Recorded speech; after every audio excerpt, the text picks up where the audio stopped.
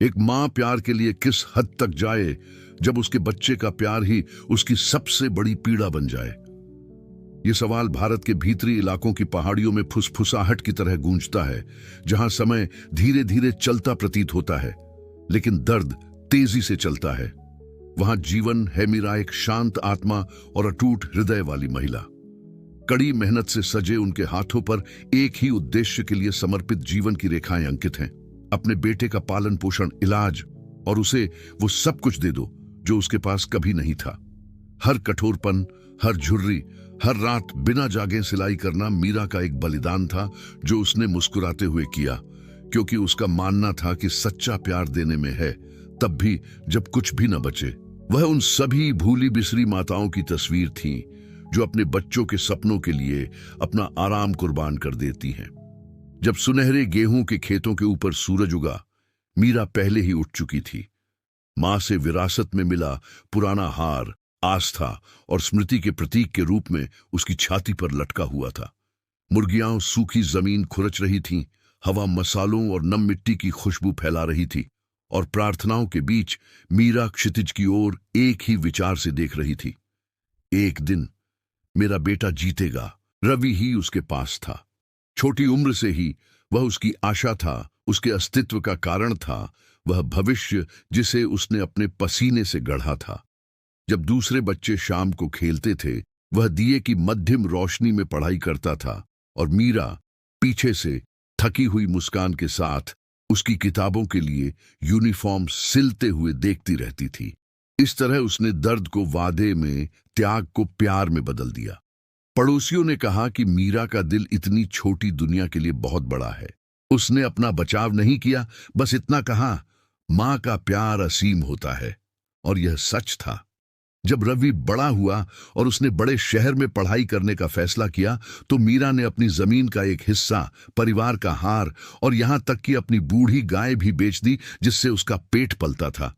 यह सब इसलिए ताकि उसका बेटा बड़े सपने देख सके। उसने कोई हिचकिचाहट नहीं दिखाई, क्योंकि उसे विश्वास था कि हर त्याग का फल कृतज्ञता के रूप में मिलता है। लेकिन किस्मत कभी कभार ही प्यार का बदला देती है। साल बीतते गए और रवि की तरक्की होती गई। वह एक व्यापारी बन गया जिसके पास एक आधुनिक ऑफिस और एक खूबसूरत पत्नी थी। प्रिया वह दूसरों से मीठी बातें करती थी, लेकिन अपनी सास से रूखी। मीरा उस नई दुनिया के लिए बहुत सीधी सादी पारिवारिक बातचीत में एक उपद्रव बन गई थी, उस अतीत की एक जीवंत याद जिसे रवि भूलना चाहता था। फिर भी वह चुप रही, यह मानते हुए कि प्रेम सब कुछ सह लेता है, सब कुछ की आशा रखता है। एक मां प्यार के लिए किस हद तक जाए जब उसके बच्चे का प्यार ही उसकी सबसे बड़ी पीड़ा बन जाए। यह सवाल भारत के भीतरी इलाकों की पहाड़ियों में फुसफुसाहट की तरह गूंजता है, जहां समय धीरे धीरे चलता प्रतीत होता है लेकिन दर्द तेजी से चलता है। वहां जीवन है मीरा, एक शांत आत्मा और अटूट हृदय वाली महिला। कड़ी मेहनत से सजे उनके हाथों पर एक ही उद्देश्य के लिए समर्पित जीवन की रेखाएं अंकित हैं। अपने बेटे का पालन पोषण, इलाज और उसे वो सब कुछ दे दो जो उसके पास कभी नहीं था। हर कठोरपन, हर झुर्री, हर रात बिना जागे सिलाई करना मीरा का एक बलिदान था जो उसने मुस्कुराते हुए किया, क्योंकि उसका मानना था कि सच्चा प्यार देने में है, तब भी जब कुछ भी न बचे। वह उन सभी भूली बिसरी माताओं की तस्वीर थी जो अपने बच्चों के सपनों के लिए अपना आराम कुर्बान कर देती हैं। जब सुनहरे गेहूं के खेतों के ऊपर सूरज उगा, मीरा पहले ही उठ चुकी थी। मां से विरासत में मिला पुराना हार आस्था और स्मृति के प्रतीक के रूप में उसकी छाती पर लटका हुआ था। मुर्गियां सूखी जमीन खुरच रही थीं, हवा मसालों और नम मिट्टी की खुशबू फैला रही थी, और प्रार्थनाओं के बीच मीरा क्षितिज की ओर एक ही विचार से देख रही थी। एक दिन मेरा बेटा जीतेगा। रवि ही उसके पास था। छोटी उम्र से ही वह उसकी आशा था, उसके अस्तित्व का कारण था, वह भविष्य जिसे उसने अपने पसीने से गढ़ा था। जब दूसरे बच्चे शाम को खेलते थे, वह दिए की मध्यम रोशनी में पढ़ाई करता था, और मीरा पीछे से थकी हुई मुस्कान के साथ उसकी किताबों के लिए यूनिफॉर्म सिलते हुए देखती रहती थी। इस तरह उसने दर्द को वादे में, त्याग को प्यार में बदल दिया। लेकिन किस्मत कभी कभार ही प्यार का बदला देती है। साल बीतते गए और रवि की तरक्की होती गई। वह एक व्यापारी बन गया जिसके पास एक आधुनिक ऑफिस और एक खूबसूरत पत्नी थी। प्रिया वह दूसरों से मीठी बातें करती थी, लेकिन अपनी सास से रूखी। मीरा उस नई दुनिया के लिए बहुत सीधी सादी पारिवारिक बातचीत में एक उपद्रव बन गई थी, उस अतीत की एक जीवंत याद जिसे रवि भूलना चाहता था। फिर भी वह चुप रही, यह मानते हुए कि प्रेम सब कुछ सह लेता है, सब कुछ की आशा रखता है। त्योहारों के दिन धीरे धीरे खामोशी के दिनों में बदल गए। मीरा को अपने बेटे की आंखों में खालीपन नजर आने लगा। शब्द कम पड़ने लगे, मुलाकातें कम होने लगीं। जिस घर को उसने कभी खुशियों से भरा हुआ देखने का सपना देखा था, वही अब बंद दरवाजों और दूर की निगाहों से उसका स्वागत कर रहा था। रवि में जो चमक उसने कभी देखी थी, वह अब अहंकार में बदल गई थी, और वह अकेले ही जरूरत से ज्यादा प्यार करने का बोझ महसूस कर रही थी। एक सुबह जब सूरज धीरे धीरे खेतों के ऊपर से निकल रहा था, मीरा अपने साधारण घर में छोटी सी वेदी के सामने घुटनों के बल बैठी और प्रार्थना की। हे प्रभु, अगर मैंने जो प्रेम दिया वह सच्चा था, तो मुझे यह मत भूलना कि मैं कौन हूं। यह एक ऐसी प्रार्थना थी जिसमें बदले में कुछ नहीं, बस शक्ति चाहिए थी, क्योंकि गहरे में वह पहले से ही जानती थी, जो प्रेम सब कुछ देता है, वही प्रेम कभी कभी सब कुछ खो भी देता है। लेकिन भाग्य ने उसके लिए कुछ ऐसा तय कर रखा था जिसकी उसने कभी कल्पना भी नहीं की थी। और यह ठीक वही समय होगा जब प्रेम को अस्वीकार कर दिया जाएगा, जब जीवन कृतज्ञता की कीमत दिखाएगा। यदि आप यहां तक पहुंच गए हैं तो एक क्षण रुककर सांस लें और सोचें, कितने लोग हैं जो मीरा सख्या वे कहीं मौजूद हैं। कितनी माहें अपना सब कुछ त्याग देती है, सपने, जवानी, यहां तक कि अपना घर भी, ये मानकर कि बुढ़ापे में बच्चे का प्यार ही उन्हें सहारा देगा। ये कहानी सिर्फ भारत की एक महिला की नहीं है, ये उन सभी माओं के दिलों की है जो अपना सब कुछ न्योछावर कर देती हैं और अंत में खामोशी में भुला दी जाती है। इससे पहले कि हम अगले भाग की ओर बढ़ें, जहां भाग्य कृतज्ञता की कीमत वसूलना शुरू करता है, मैं चाहता हूं कि आप रुकें और विचार करें। बदले में कुछ भी उम्मीद किए बिना प्यार करने का असली मतलब क्या है? क्या आपने कभी किसी को ऐसा अनुभव करते देखा है? नीचे एक टिप्पणी छोड़ें और बताएं कि इस पहले भाग ने आपको कैसा महसूस कराया। इसे लिख लें, मैं मां के प्यार का सम्मान करता हूं। यदि आप मानते हैं कि प्रेम के लिए किया गया कोई भी बलिदान नहीं भूलना चाहिए, और यदि इस संदेश ने आपके भीतर कुछ छुआ है, अब दिखाओ, लाइक करें, चैनल की सदस्यता लें और अधिसूचना घंटी को सक्रिय करें, क्योंकि आगे जो कुछ होगा वह उन सभी लोगों के दिल को हिला देगा जो अभी भी ईश्वरीय न्याय में विश्वास करते हैं। त्योहारों के दिन धीरे धीरे खामोशी के दिनों में बदल गए। मीरा को अपने बेटे की आंखों में खालीपन नजर आने लगा। शब्द कम पड़ने लगे, मुलाकातें कम होने लगीं। जिस घर को उसने कभी खुशियों से भरा हुआ देखने का सपना देखा था, वही अब बंद दरवाजों और दूर की निगाहों से उसका स्वागत कर रहा था। रवि में जो चमक उसने कभी देखी थी, वह अब अहंकार में बदल गई थी, और वह अकेले ही जरूरत से ज्यादा प्यार करने का बोझ महसूस कर रही थी। एक सुबह जब सूरज धीरे धीरे खेतों के ऊपर से निकल रहा था, मीरा अपने साधारण घर में छोटी सी वेदी के सामने घुटनों के बल बैठी और प्रार्थना की। हे प्रभु, अगर मैंने जो प्रेम दिया वह सच्चा था, तो मुझे यह मत भूलना कि मैं कौन हूं। यह एक ऐसी प्रार्थना थी जिसमें बदले में कुछ नहीं, बस शक्ति चाहिए थी, क्योंकि गहरे में वह पहले से ही जानती थी, जो प्रेम सब कुछ देता है, वही प्रेम कभी कभी सब कुछ खो भी देता है। और यदि इस संदेश ने आपके भीतर कुछ छुआ है, अब दिखाओ, लाइक करें, चैनल की सदस्यता लें और अधिसूचना घंटी को सक्रिय करें, क्योंकि आगे जो कुछ होगा वह उन सभी लोगों के दिल को हिला देगा जो अभी भी ईश्वरीय न्याय में विश्वास करते हैं। मीरा की कहानी तो अभी शुरू ही हुई है, और जो दर्द वह सह रही है, वह कृतज्ञता का असली बोझ उजागर करेगा।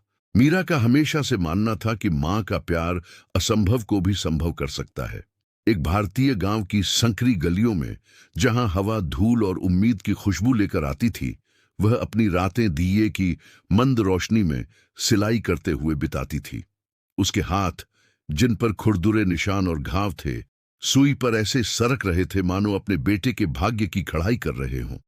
हर सिलाई एक मौन प्रार्थना थी, हर रेखा स्वर्ग से एक याचना।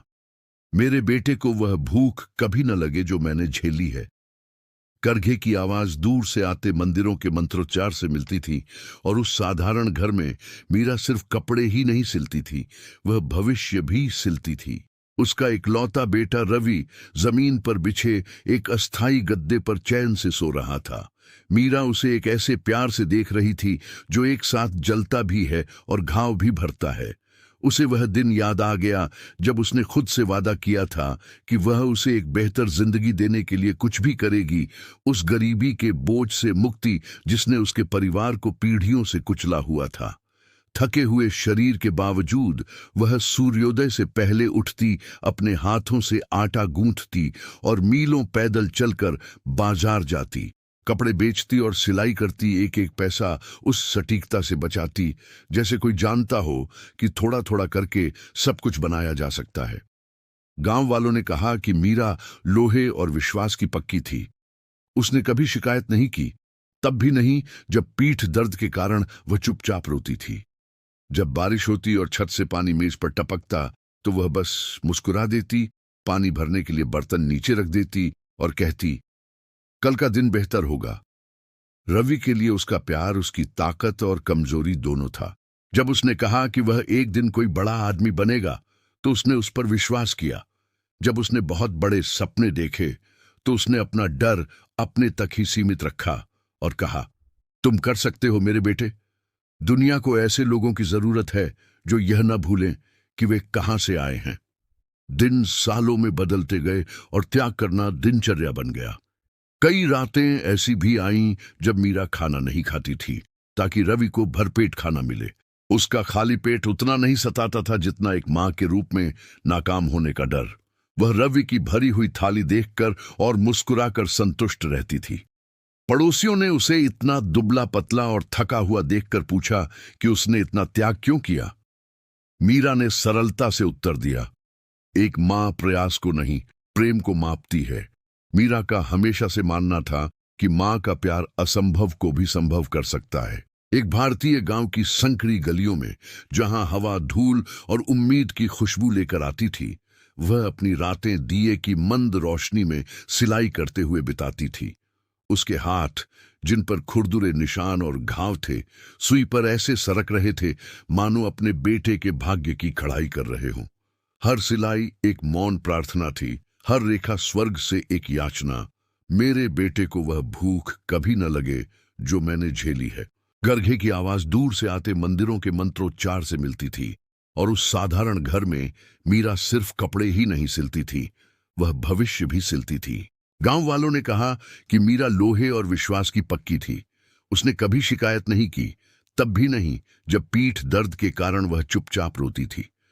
जब बारिश होती और छत से पानी मेज पर टपकता तो वह बस मुस्कुरा देती, पानी भरने के लिए बर्तन नीचे रख देती और कहती, कल का दिन बेहतर होगा। रवि के लिए उसका प्यार उसकी ताकत और कमजोरी दोनों था। जब उसने कहा कि वह एक दिन कोई बड़ा आदमी बनेगा तो उसने उस पर विश्वास किया। जब उसने बहुत बड़े सपने देखे तो उसने अपना डर अपने तक ही सीमित रखा और कहा, तुम कर सकते हो मेरे बेटे। दुनिया को ऐसे लोगों की जरूरत है जो यह न भूलें कि वे कहां से आए हैं। दिन सालों में बदलते गए और त्याग करना दिनचर्या बन गया। कई रातें ऐसी भी आईं जब मीरा खाना नहीं खाती थी ताकि रवि को भरपेट खाना मिले।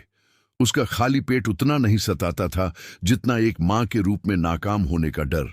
वह रवि की भरी हुई थाली देखकर और मुस्कुराकर संतुष्ट रहती थी। पड़ोसियों ने उसे इतना दुबला पतला और थका हुआ देखकर पूछा कि उसने इतना त्याग क्यों किया। मीरा ने सरलता से उत्तर दिया, एक मां प्रयास को नहीं, प्रेम को मापती है। तपती गर्मी में जब उसके चेहरे से पसीना टपक रहा था और उसकी आंखें थकान से जल रही थीं, तब भी वह काम करती रही। यहां तक कि जब उसकी उंगलियों में सुई चुभ गई तब भी वह नहीं रुकी। कपड़े पर लगा खून उसकी प्रतिबद्धता की जीवंत याद दिलाता था, दर्द को नियति में बदलना। उसके द्वारा दिया गया हर कपड़ा गुमनामी के खिलाफ एक छोटी सी जीत थी, रवि के लिए पढ़ने, आगे बढ़ने और कुछ हासिल करने का एक मौका। जब आखिरकार उसे एक अच्छे विश्वविद्यालय में दाखिला मिल गया तो मीरा ऐसे रोई मानो आसमान खुलते देख रही हो। उसे बड़े शहर ले जाने वाली ट्रेन अपने साथ एक माँ का दिल भी ले गई। वह स्टेशन पर खड़ी धुएं को गायब होते देख रही थी और महसूस कर रही थी कि उसके अंदर भी कुछ उसी पल जा रहा है। उसका गर्व अपार था, लेकिन अकेलापन चुपचाप बढ़ने लगा था। बेटे की आवाज के बिना घर बड़ा और ठंडा लगने लगा था। फिर भी हर सुबह वह उसका कमरा साफ करती, आईना साफ करती, उसके पुराने कपड़े तह करती और फुसफुसाती, मेरा बेटा दुनिया जीत रहा है। समय बीतता गया और रवि के पत्र कम आने लगे। पहले तो वह उत्साह से लिखता था, अपनी कक्षाओं, अपने दोस्तों और अपनी नई जिंदगी के बारे में बताता था। फिर शब्द छोटे, रूखे और अंततः दुर्लभ हो गए। मीरा पैसे भेजती रही, ज्यादा बेचती, ज्यादा सिलाई करती, कम खाती, ये सब इसलिए ताकि उसके बेटे का सपना अधूरा न रह जाए। भेजा गया हर सिक्का उसके जीवन का एक टुकड़ा था जिसे वह खुशी खुशी दान कर देती थी। कई रातें ऐसी भी थीं जब वह बरामदे में बैठी क्षितिज की ओर देखती रहती, किसी चिट्ठी, किसी फोन कॉल या किसी संकेत का इंतजार करती। दिया टिमटिमाता रहता और हवा एक दर्दनाक सन्नाटा फैला देती। फिर भी उसने अपना विश्वास बनाए रखा। उसने खुद से कहा कि प्यार हमेशा अपना रास्ता खोज ही लेता है। जिस बेटे को उसने इतने प्यार से पाला है वह उसे कभी अकेला नहीं छोड़ेगा। जब पड़ोसी रवि के बारे में पूछते तो वह मुस्कुराकर कहती कि वह ठीक है, जल्द ही उससे मिलने आएगा, लेकिन अंदर ही अंदर उसकी अनुपस्थिति से उसका दिल दुखने लगता। गर्व और प्रेम एक ही गांठ में बंधे हुए थे। उसने कभी शिकायत नहीं की, लेकिन उसकी आंखें उसकी लालसा को प्रकट कर देती थीं। कभी कभी वह अपनी मां का पुराना हार लेती, घिसे हुए मोतियों पर अपनी उंगलियां फेरती और मन ही मन प्रार्थना करती, बस यही प्रार्थना करती कि ईश्वर रवि के हृदय को पवित्र और कृतज्ञता से भरा रखे। जैसे जैसे साल बीतते गए, मीरा का शरीर अब पहले जैसा जवाब नहीं दे रहा था। उसके हाथों में दर्द लगातार बना रहता था, फिर भी वह सिलाई करती रही। उसने यादें सिलीं, उसने उम्मीदें सिलीं। हर सिलाई के साथ वह अपने बेटे की मुस्कान की कल्पना करती, जो अब बड़ा हो गया था। उसका अपना घर, अपनी दुनिया। उसे दौलत नहीं चाहिए थी, उसे बस अपने दिल के लिए एक घर चाहिए था और उस बेटे का आलिंगन जिसे उसने इतने त्याग से पाला था। और भक्ति के अतीत और दूरी के वर्तमान के बीच इसी विरोधाभास में मीरा की कहानी गहराई से गूंजने लगती है, क्योंकि प्रेम जब एकतरफा नहीं होता तो एक मौन, लगभग पवित्र पीड़ा में बदल जाता है। और इस पीड़ा में कुछ बेहद खूबसूरत है।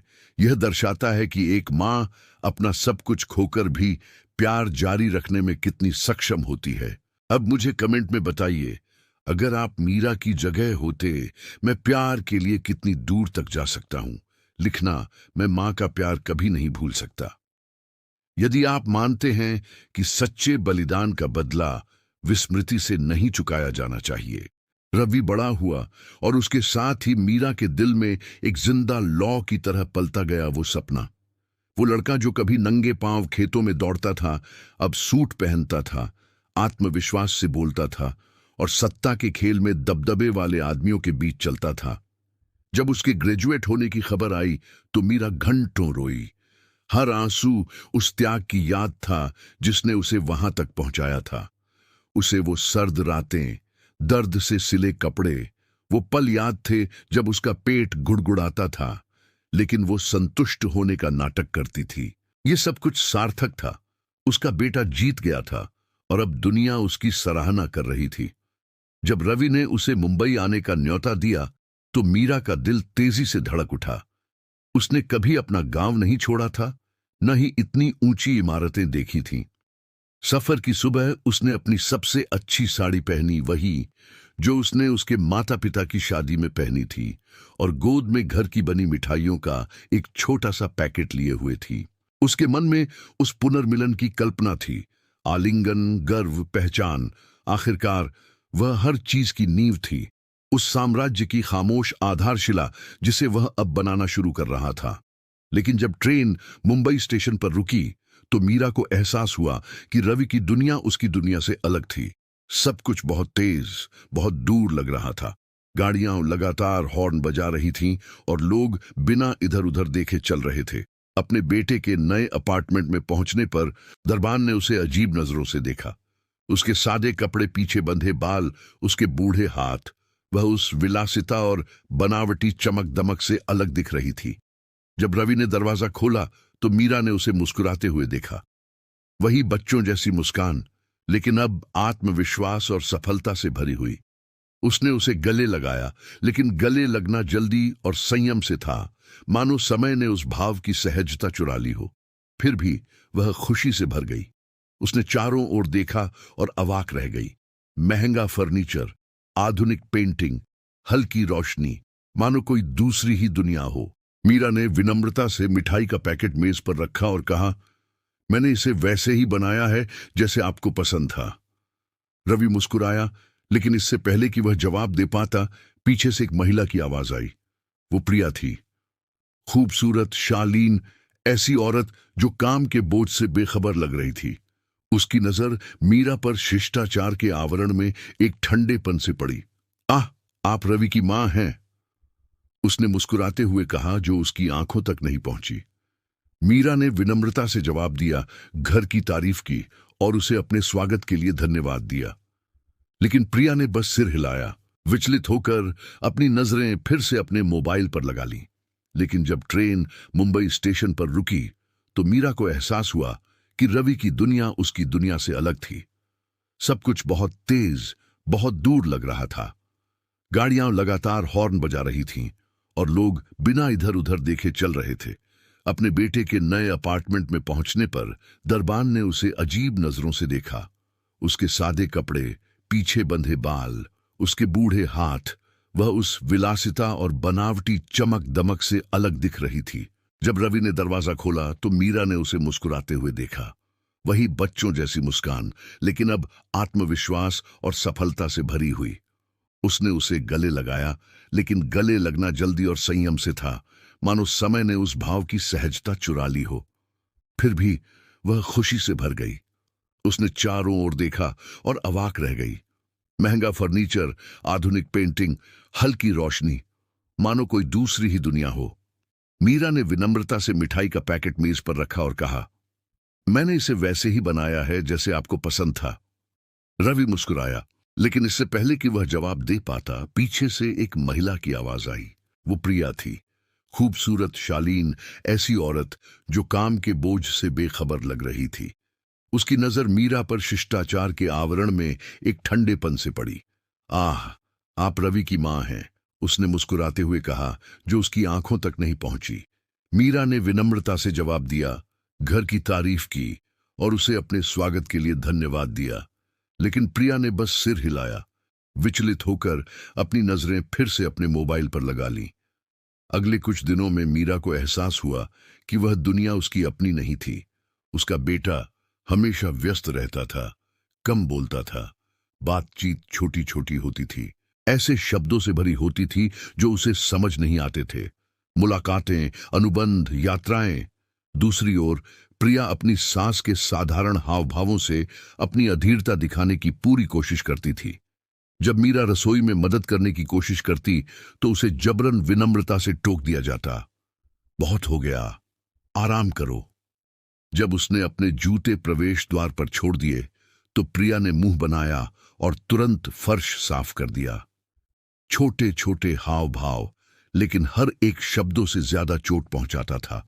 एक दोपहर रवि के काम से लौटने का इंतजार करते हुए मीरा ने लिविंग रूम के आईने में अपना अक्स देखा।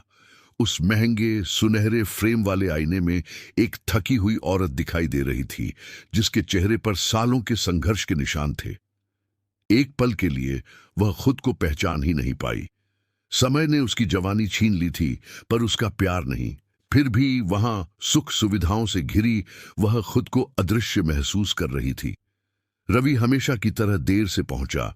मीरा मेज पर वही साधारण व्यंजन सजाए उसका इंतजार कर रही थी जो उसने बचपन में बनाए थे, चावल, दाल और खुद गूंथी हुई रोटी।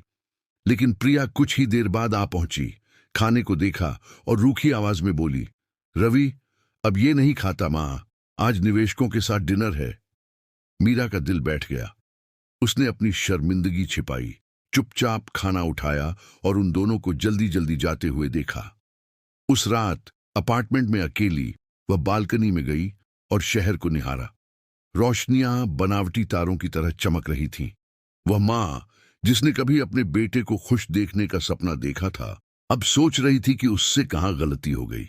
जिन हाथों ने उसे थामा था अब कांप रहे थे। उन्हें समझ नहीं आ रहा था कि सहारा कहां से मिलेगा। बिस्तर पर जाते हुए उसने घर के प्रवेश द्वार पर कुछ देखा। दरवाजे पर छूटी हुई एक जोड़ी पुरानी चप्पलें, वही चप्पलें जो उसने गांव में पहनी थीं, समय और सड़क की निशानी। वे उसकी उत्पत्ति का प्रतीक थीं। सादगी और दिखावटीपन का अंतर। मीरा ने उन्हें गले में रुंधे हुए देखा। वे चप्पलें पहले ही सूखी जमीन पर, कीचड़ पर, मंदिर की जमीन पर चल चुकी थीं। वे प्रेम लाने के लिए लंबी दूरी तय करके आई थीं, लेकिन वहां इतनी विलासिता के बीच वे बेमेल, लगभग शर्मनाक लग रही थीं। अगली सुबह प्रिया उन्हें दरवाजे से हटाते हुए शांत लेकिन दृढ़ स्वर में बोली, मां, ये सैंडल कालीन गंदा कर देंगे, इन्हें बाहर ही रहने दो। तभी मीरा को समझ आया, वह उस दुनिया की नहीं है। उसका दिल दुख रहा था, पर उसकी निगाहें शांत थीं। मां का प्यार बुरा नहीं मानता, सिर्फ दुख देता है। आधुनिक जीवन के दबावों में डूबे रवि को एहसास ही नहीं हुआ कि उनके बीच कितनी दूरियां आ गई थीं। उसे लगता था कि आराम देना प्यार का बदला चुकाने के बराबर है। उसे समझ नहीं आया कि जिस विलासिता का वह इतना खुलकर दिखावा कर रहा था, वह उसकी मां की चप्पलों की घिसी हुई जमीन पर बनी थी। जब वह जिंदगी में ऊपर चढ़ रहा था, मां चुपचाप अकेलेपन की सीढ़ियां उतर रही थी। एक दोपहर अपने बेटे का कमरा साफ करते हुए मीरा को एक पुरानी तस्वीर मिली। बचपन का रवि आटे से सने हाथ रोटी बनाने में उसकी मदद कर रहा था। तस्वीर में वे दोनों मुस्कुरा रहे थे, उनके चेहरे आटे से सने हुए थे और शुद्ध आनंद से भरे हुए थे। मीरा ने तस्वीर को सीने से लगा लिया और उसके चेहरे पर खामोश आंसू बह रहे थे। ऐसा लग रहा था जैसे वह लड़का गायब हो गया हो, एक ऐसी दुनिया की चमक में समा गया हो जो अब कृतज्ञता का मतलब ही नहीं जानती थी। उसने उसे दोष नहीं दिया, बस उसे उसकी याद आ रही थी। उसे उसकी सादगी, घर, करघे की आवाज की याद आ रही थी। वह आलीशान अपार्टमेंट एक बेजान महल सा लग रहा था और उनके बीच बढ़ता सन्नाटा उस घर की नई भाषा बनता जा रहा था। आधुनिक जीवन के दबावों में डूबे रवि को एहसास ही नहीं हुआ कि उनके बीच कितनी दूरियां आ गई थीं। उसे लगता था कि आराम देना प्यार का बदला चुकाने के बराबर है। उसे समझ नहीं आया कि जिस विलासिता का वह इतना खुलकर दिखावा कर रहा था, वह उसकी मां की चप्पलों की घिसी हुई जमीन पर बनी थी। जब वह जिंदगी में ऊपर चढ़ रहा था, मां चुपचाप अकेलेपन की सीढ़ियां उतर रही थी। एक दोपहर अपने बेटे का कमरा साफ करते हुए मीरा को एक पुरानी तस्वीर मिली। बचपन का रवि आटे से सने हाथ रोटी बनाने में उसकी मदद कर रहा था। तस्वीर में वे दोनों मुस्कुरा रहे थे, उनके चेहरे आटे से सने हुए थे और शुद्ध आनंद से भरे हुए थे। मीरा ने तस्वीर को सीने से लगा लिया और उसके चेहरे पर खामोश आंसू बह रहे थे। ऐसा लग रहा था जैसे वह लड़का गायब हो गया हो, एक ऐसी दुनिया की चमक में समा गया हो जो अब कृतज्ञता का मतलब ही नहीं जानती थी। उसने उसे दोष नहीं दिया, बस उसे उसकी याद आ रही थी। उसे उसकी सादगी, घर, करघे की आवाज की याद आ रही थी। वह आलीशान अपार्टमेंट एक बेजान महल सा लग रहा था और उनके बीच बढ़ता सन्नाटा उस घर की नई भाषा बनता जा रहा था। उस रात घर का सन्नाटा पहले से कहीं ज्यादा गहरा लग रहा था। मीरा रसोई में थी। रात का खाना वैसे ही बना रही थी जैसे वह आने के बाद से बनाती आ रही थी।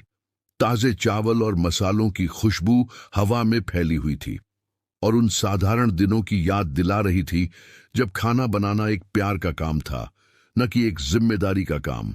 लेकिन अब बर्तन में डाला गया हर चम्मच एक कोशिश जैसा लग रहा था, मानो खाना अब खाना न रहा बल्कि उस घर का हिस्सा बनने की एक बेताब कोशिश थी जो उसे पहचानता ही नहीं था। दीवार के दूसरी तरफ उसने रवि और प्रिया की दबी हुई आवाजें सुनी। शब्द तनावपूर्ण फुसफुसाहट थे, लेकिन स्वर स्पष्ट था। अधीरता, चिड़चिड़ापन, दूरी। मीरा ने अनसुना करने का नाटक किया, लेकिन हर आवाज चाकू की तरह चुभ रही थी। वह जानती थी कि उसका नाम उस बातचीत के केंद्र में था।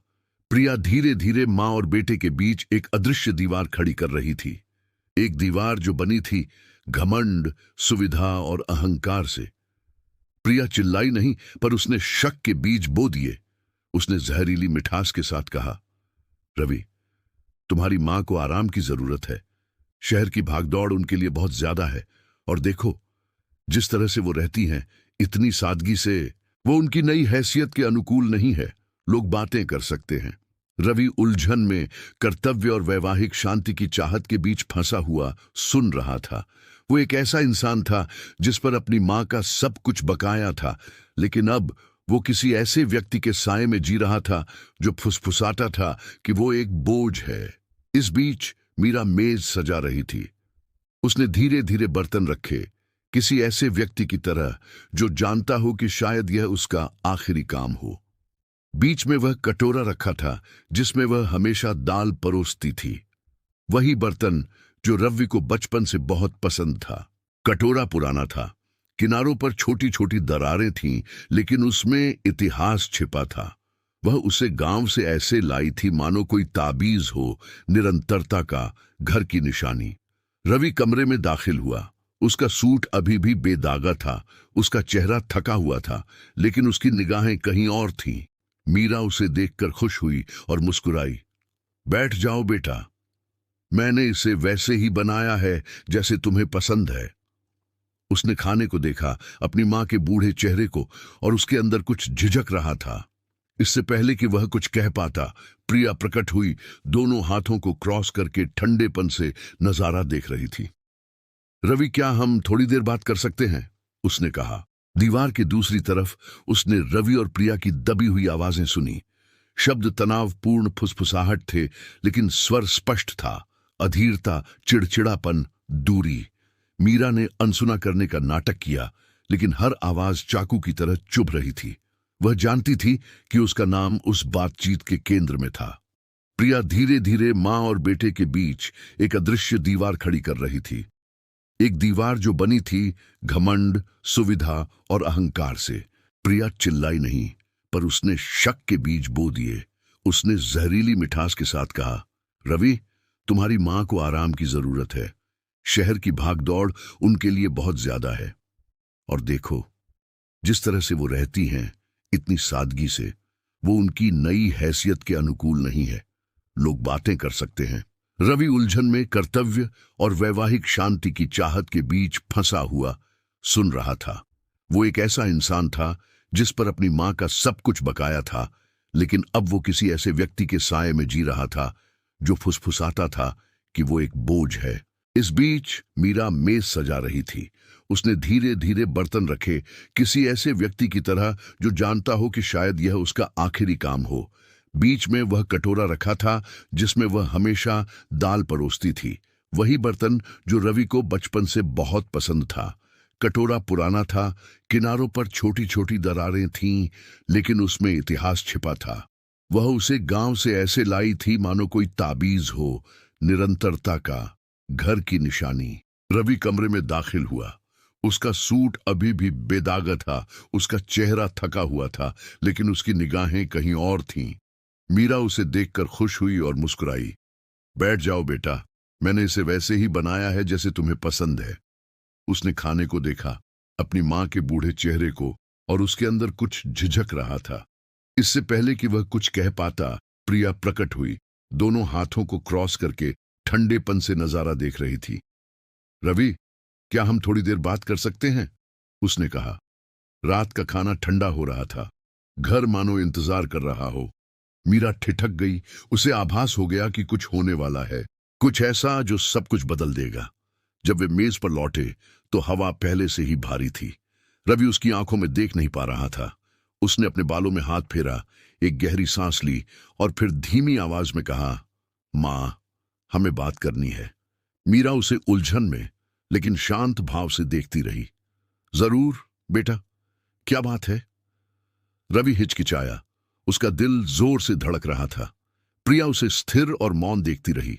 फिर वह ऐसे बोला जैसे किसी जख्म पर पट्टी बांध रहा हो, मां, मुझे लगता है कि बेहतर होगा कि आप गांव वापस चली जाए। लो, अब यह तुम्हारा घर नहीं है। उसकी बात पूरी होने से पहले ही प्रिया ने बीच में ही टोक दिया, यह आपके भले के लिए है मां। शहर बहुत व्यस्त है, मौसम, दिनचर्या, आपकी उम्र के लिए यह सब ठीक नहीं है। समय थम सा गया। बाहर हवा की आवाज धीमी पड़ गई। घड़ी की टिक टिक मानो थम सी गई। मीरा स्थिर रही, मानो शब्द अभी भी उसके भीतर अर्थ समझने की कोशिश कर रहे हों। वापस जाओ? उसने उलझन में पूछा। लेकिन रवि, मैं... उसकी बात पूरी होने से पहले ही प्रिया ने बीच में ही टोक दिया, यह आपके भले के लिए है मां। शहर बहुत व्यस्त है, मौसम, दिनचर्या, आपकी उम्र के लिए यह सब ठीक नहीं है। मेरी उम्र... ये शब्द उसके भीतर एक मंद पीड़ा के साथ गूंज रहे थे। मीरा ने अपने बेटे की ओर देखा। उसके चेहरे पर पछतावे की चिंगारी, कोई भाव, कोई संकेत ढूंढ रही थी। लेकिन उसकी निगाहें ठंडी, तार्किक, लगभग अभ्यास से भरी हुई थीं। उसने मुस्कुराने की कोशिश की, झटके को छुपाते हुए। अगर यही तुम्हें ठीक लगता है मेरे बेटे। लेकिन जैसे ही वह कटोरा उठाने के लिए मुड़ी, उसके हाथ कांप उठे। दर्द का बोझ यादों से ज्यादा था। कटोरा उसकी उंगलियों से छूटकर जमीन पर गिर पड़ा। चीनी मिट्टी के बर्तन के टूटने की आवाज कमरे में बिजली की तरह गूंज उठी। टुकड़े बिखर गए, रोशनी को परावर्तित करते हुए किसी ऐसी चीज के टुकड़े जो फिर कभी पूरी नहीं हो पाएगी। रवि सहज ही उठ खड़ा हुआ, लेकिन चिंता से नहीं बल्कि बेचैनी से। मीरा स्थिर खड़ी रही, उन टुकड़ों को घूरती रही। उसकी नजरें खोई हुई थीं, मानो उसे वहां जमीन पर अपनी बनाई हर चीज का प्रतीक दिखाई दे रहा था। प्यार, घर, परिवार, सब टुकड़ों में। वह धीरे से घुटनों के बल बैठी, टुकड़ों को समेटने की कोशिश कर रही थी, लेकिन आंसू गिरने लगे, धूल और टूटे हुए बर्तनों के साथ मिल गए। चिंता मत करो, मैं इसे साफ कर दूंगी, उसने अपना दर्द छुपाने की कोशिश करते हुए धीरे से कहा। लेकिन उसकी आवाज लड़खड़ा गई और उसके बाद जो सन्नाटा छा गया वह असहनीय था। रवि को समझ नहीं आ रहा था कि क्या कहे। प्रिया बिना किसी भावना के यह दृश्य देख रही थी, बस यही सोच रही थी कि काश यह जल्दी खत्म हो जाए। मीरा उठी, उसके हाथ कटोरे के टुकड़ों से जख्मी हो गए थे और वह बेडरूम की ओर चल पड़ी। वह बिस्तर के किनारे बैठ गई। उसका दिल भारी था, सीना जल रहा था। उसकी आंखों से आंसू बेकाबू होकर बह रहे थे और उसने उन्हें उसी कपड़े से पोंछा जिससे वह घर साफ करती थी।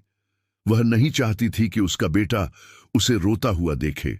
वह उसे दोषी महसूस नहीं कराना चाहती थी। घायल होने के बावजूद उसने उसे बचाया।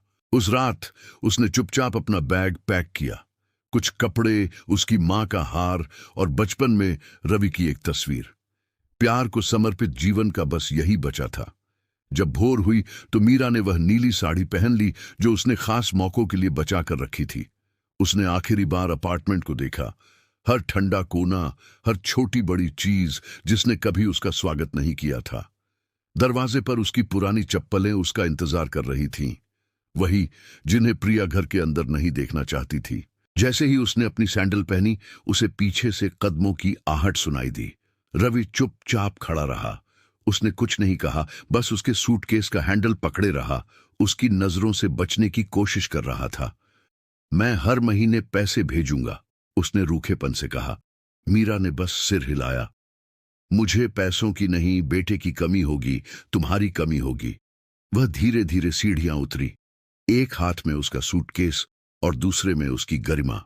उसके पीछे दरवाजा बंद हो गया और धातु की आवाज गहरी गूंज उठी, मानो पूरी दुनिया कह रही हो कि यह एक चक्र का अंत है। लेकिन मीरा जानती थी, दरवाजा बंद होने पर मां का प्यार खत्म नहीं होता, वह रूपांतरित हो जाता है। फुटपाथ पर सूरज धीरे धीरे उग रहा था, पुराने सैंडल को रोशन कर रहा था। मीरा ने गहरी सांस ली और आंसुओं को रोकने की कोशिश कर रही थी।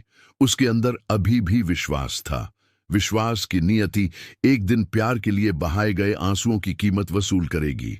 और अब मैं आपसे जानना चाहती हूं, जब आप कल्पना करती हैं कि एक मां को उसका सबसे प्यारा साथी छोड़कर चला जाता है, तो आपको कैसा लगता है? कमेंट में लिखें। कृतज्ञता की एक कीमत होती है। यदि आप मानते हैं कि समय हमेशा उन लोगों का वास्तविक मूल्य प्रकट करता है जो हमसे सच्चा प्रेम करते हैं। मीरा उठी। उसके हाथ कटोरे के टुकड़ों से जख्मी हो गए थे और वह बेडरूम की ओर चल पड़ी। वह बिस्तर के किनारे बैठ गई। उसका दिल भारी था, सीना जल रहा था। उसकी आंखों से आंसू बेकाबू होकर बह रहे थे और उसने उन्हें उसी कपड़े से पोंछा जिससे वह घर साफ करती थी। वह नहीं चाहती थी कि उसका बेटा उसे रोता हुआ देखे। वह उसे दोषी महसूस नहीं कराना चाहती थी। घायल होने के बावजूद उसने उसे बचाया। उस रात उसने चुपचाप अपना बैग पैक किया। कुछ कपड़े, उसकी मां का हार और बचपन में रवि की एक तस्वीर। प्यार को समर्पित जीवन का बस यही बचा था। जब भोर हुई तो मीरा ने वह नीली साड़ी पहन ली जो उसने खास मौकों के लिए बचाकर रखी थी। उसने आखिरी बार अपार्टमेंट को देखा। हर ठंडा कोना, हर छोटी बड़ी चीज जिसने कभी उसका स्वागत नहीं किया था। दरवाजे पर उसकी पुरानी चप्पलें उसका इंतजार कर रही थीं, वही जिन्हें प्रिया घर के अंदर नहीं देखना चाहती थी। जैसे ही उसने अपनी सैंडल पहनी, उसे पीछे से कदमों की आहट सुनाई दी। रवि चुपचाप खड़ा रहा। उसने कुछ नहीं कहा, बस उसके सूटकेस का हैंडल पकड़े रहा। उसकी नजरों से बचने की कोशिश कर रहा था। मैं हर महीने पैसे भेजूंगा, उसने रूखेपन से कहा। मीरा ने बस सिर हिलाया। मुझे पैसों की नहीं, बेटे की कमी होगी, तुम्हारी कमी होगी।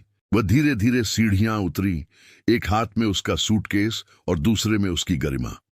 उसके पीछे दरवाजा बंद हो गया और धातु की आवाज गहरी गूंज उठी, मानो पूरी दुनिया कह रही हो कि यह एक चक्र का अंत है। लेकिन मीरा जानती थी, दरवाजा बंद होने पर मां का प्यार खत्म नहीं होता, वह रूपांतरित हो जाता है। फुटपाथ पर सूरज धीरे धीरे उग रहा था, पुराने सैंडल को रोशन कर रहा था। मीरा ने गहरी सांस ली और आंसुओं को रोकने की कोशिश कर रही थी।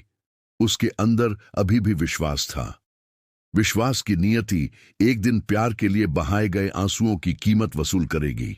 बारिश ऐसे बरस रही थी मानो आसमान भी उसके साथ रो रहा हो। मीरा गीली सड़क पर चल रही थी। उसका छोटा सा सूटकेस भारी था, न सिर्फ इसलिए कि उसमें क्या था, बल्कि इसलिए कि उसका क्या मतलब था। हर कदम एक खामोश विदाई था। उसकी साड़ी का कपड़ा उसकी त्वचा से चिपका हुआ था। ठंडी हवा उसके चेहरे को छू रही थी और शहर की दूर की आवाजें उसके पीछे फीकी पड़ रही थीं। कोई अलविदा कहने नहीं आया। खिड़की पर किसी की नजर नहीं टिकी। बस उसके पीछे दरवाजा बंद होने की याद, एक टूटे हुए टुकड़े की सूखी आवाज जिसे ठीक नहीं किया जा सकता। उसके हाथ में जो सस्ता छाता था वह गर्मी बर्दाश्त नहीं कर सका। हवा के पहले झोंके से ही वह मुड़ गया, जिससे वह बारिश में नंगी हो गई और उसका चेहरा आंसुओं की तरह बह गया। फिर भी वह डटी रही, दोनों हाथों से अपना थैला पकड़े रही। अंदर कुछ कपड़े, बचपन में रवि की एक तस्वीर और एक टूटा हुआ कटोरा था जिसे उसने जाने से पहले जोड़ा था। टुकड़ों को कपड़े में लपेटा हुआ, मानो प्यार के अवशेषों को संभाल कर रखना ही उसे जिंदा रखने का एक तरीका हो। स्टेशन पर ट्रेन की आवाज भारी, धातु जैसी गूंज रही थी जो सुबह के घंटों को चीरती हुई लग रही थी। प्लेटफॉर्म पर कुछ लोग इंतजार कर रहे थे। हर किसी की आंखों में अपना अपना दर्द छिपा था। मीरा चुपचाप इंतजार कर रही थी। उसके गीले बाल उसके कंधों पर लहरा रहे थे। हर गुजरते पल के साथ ट्रेन नजदीक आती जा रही थी और उसकी धड़कनें धीमी होती जा रही थीं।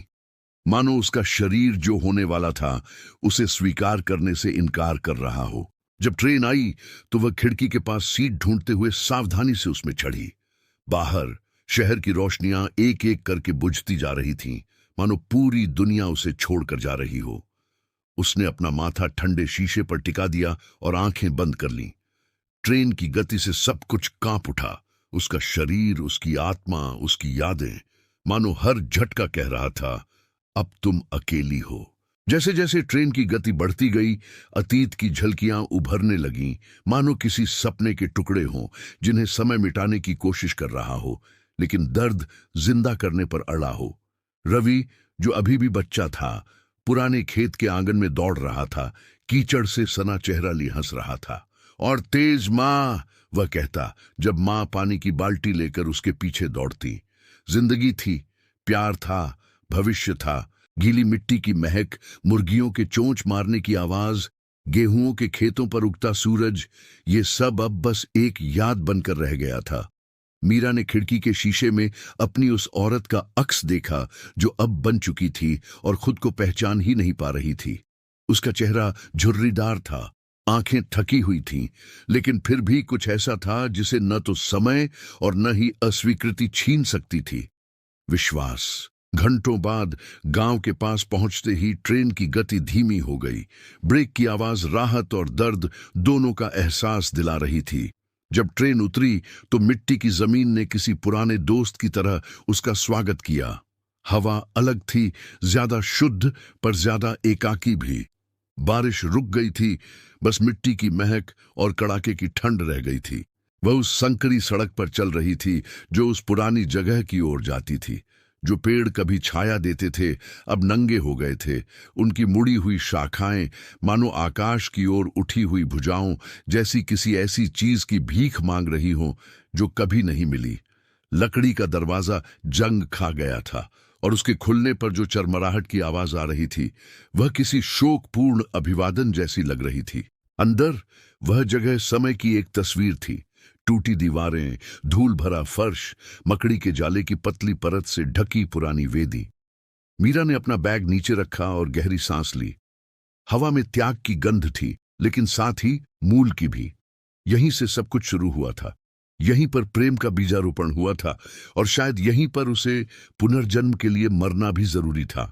वह अपनी उंगलियां पुरानी मेज पर फिराती, उन रातों को याद करते हुए जब वह रवि के स्कूल से घर आने का इंतजार करती थी।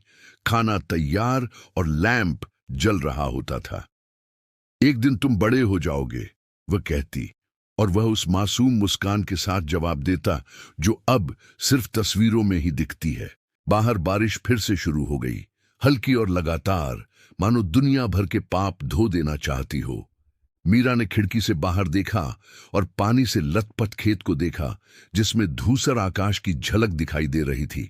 उस झलक में एक पल के लिए उसे लगा जैसे उसे नन्हे रवि का चेहरा दिखाई दे रहा हो जो उसे पहले की तरह मां कह रहा हो, लेकिन वह छवि हवा में विलीन हो गई। उसने एक दिया जलाया और जगह साफ करने लगी। उसने फर्श झाड़ा, मकड़ी के जाले हटाए, फर्नीचर साफ किया।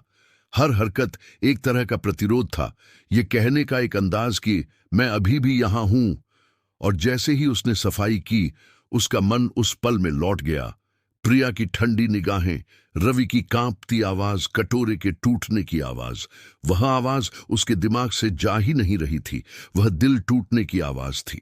मीरा छोटी वेदी के सामने घुटनों के बल बैठी, कपड़े में लिपटे कटोरे के टुकड़े वहां रखे और मन ही मन प्रार्थना की। उनके शब्द सरल फिर भी शक्ति से भरे थे। हे प्रभु, अगर धरती में मां का प्यार रोपा गया है तो आपका समय उसे फिर से खिलने दे, भले ही इसमें जीवन भर लग जाए। गांव में रात छा गई।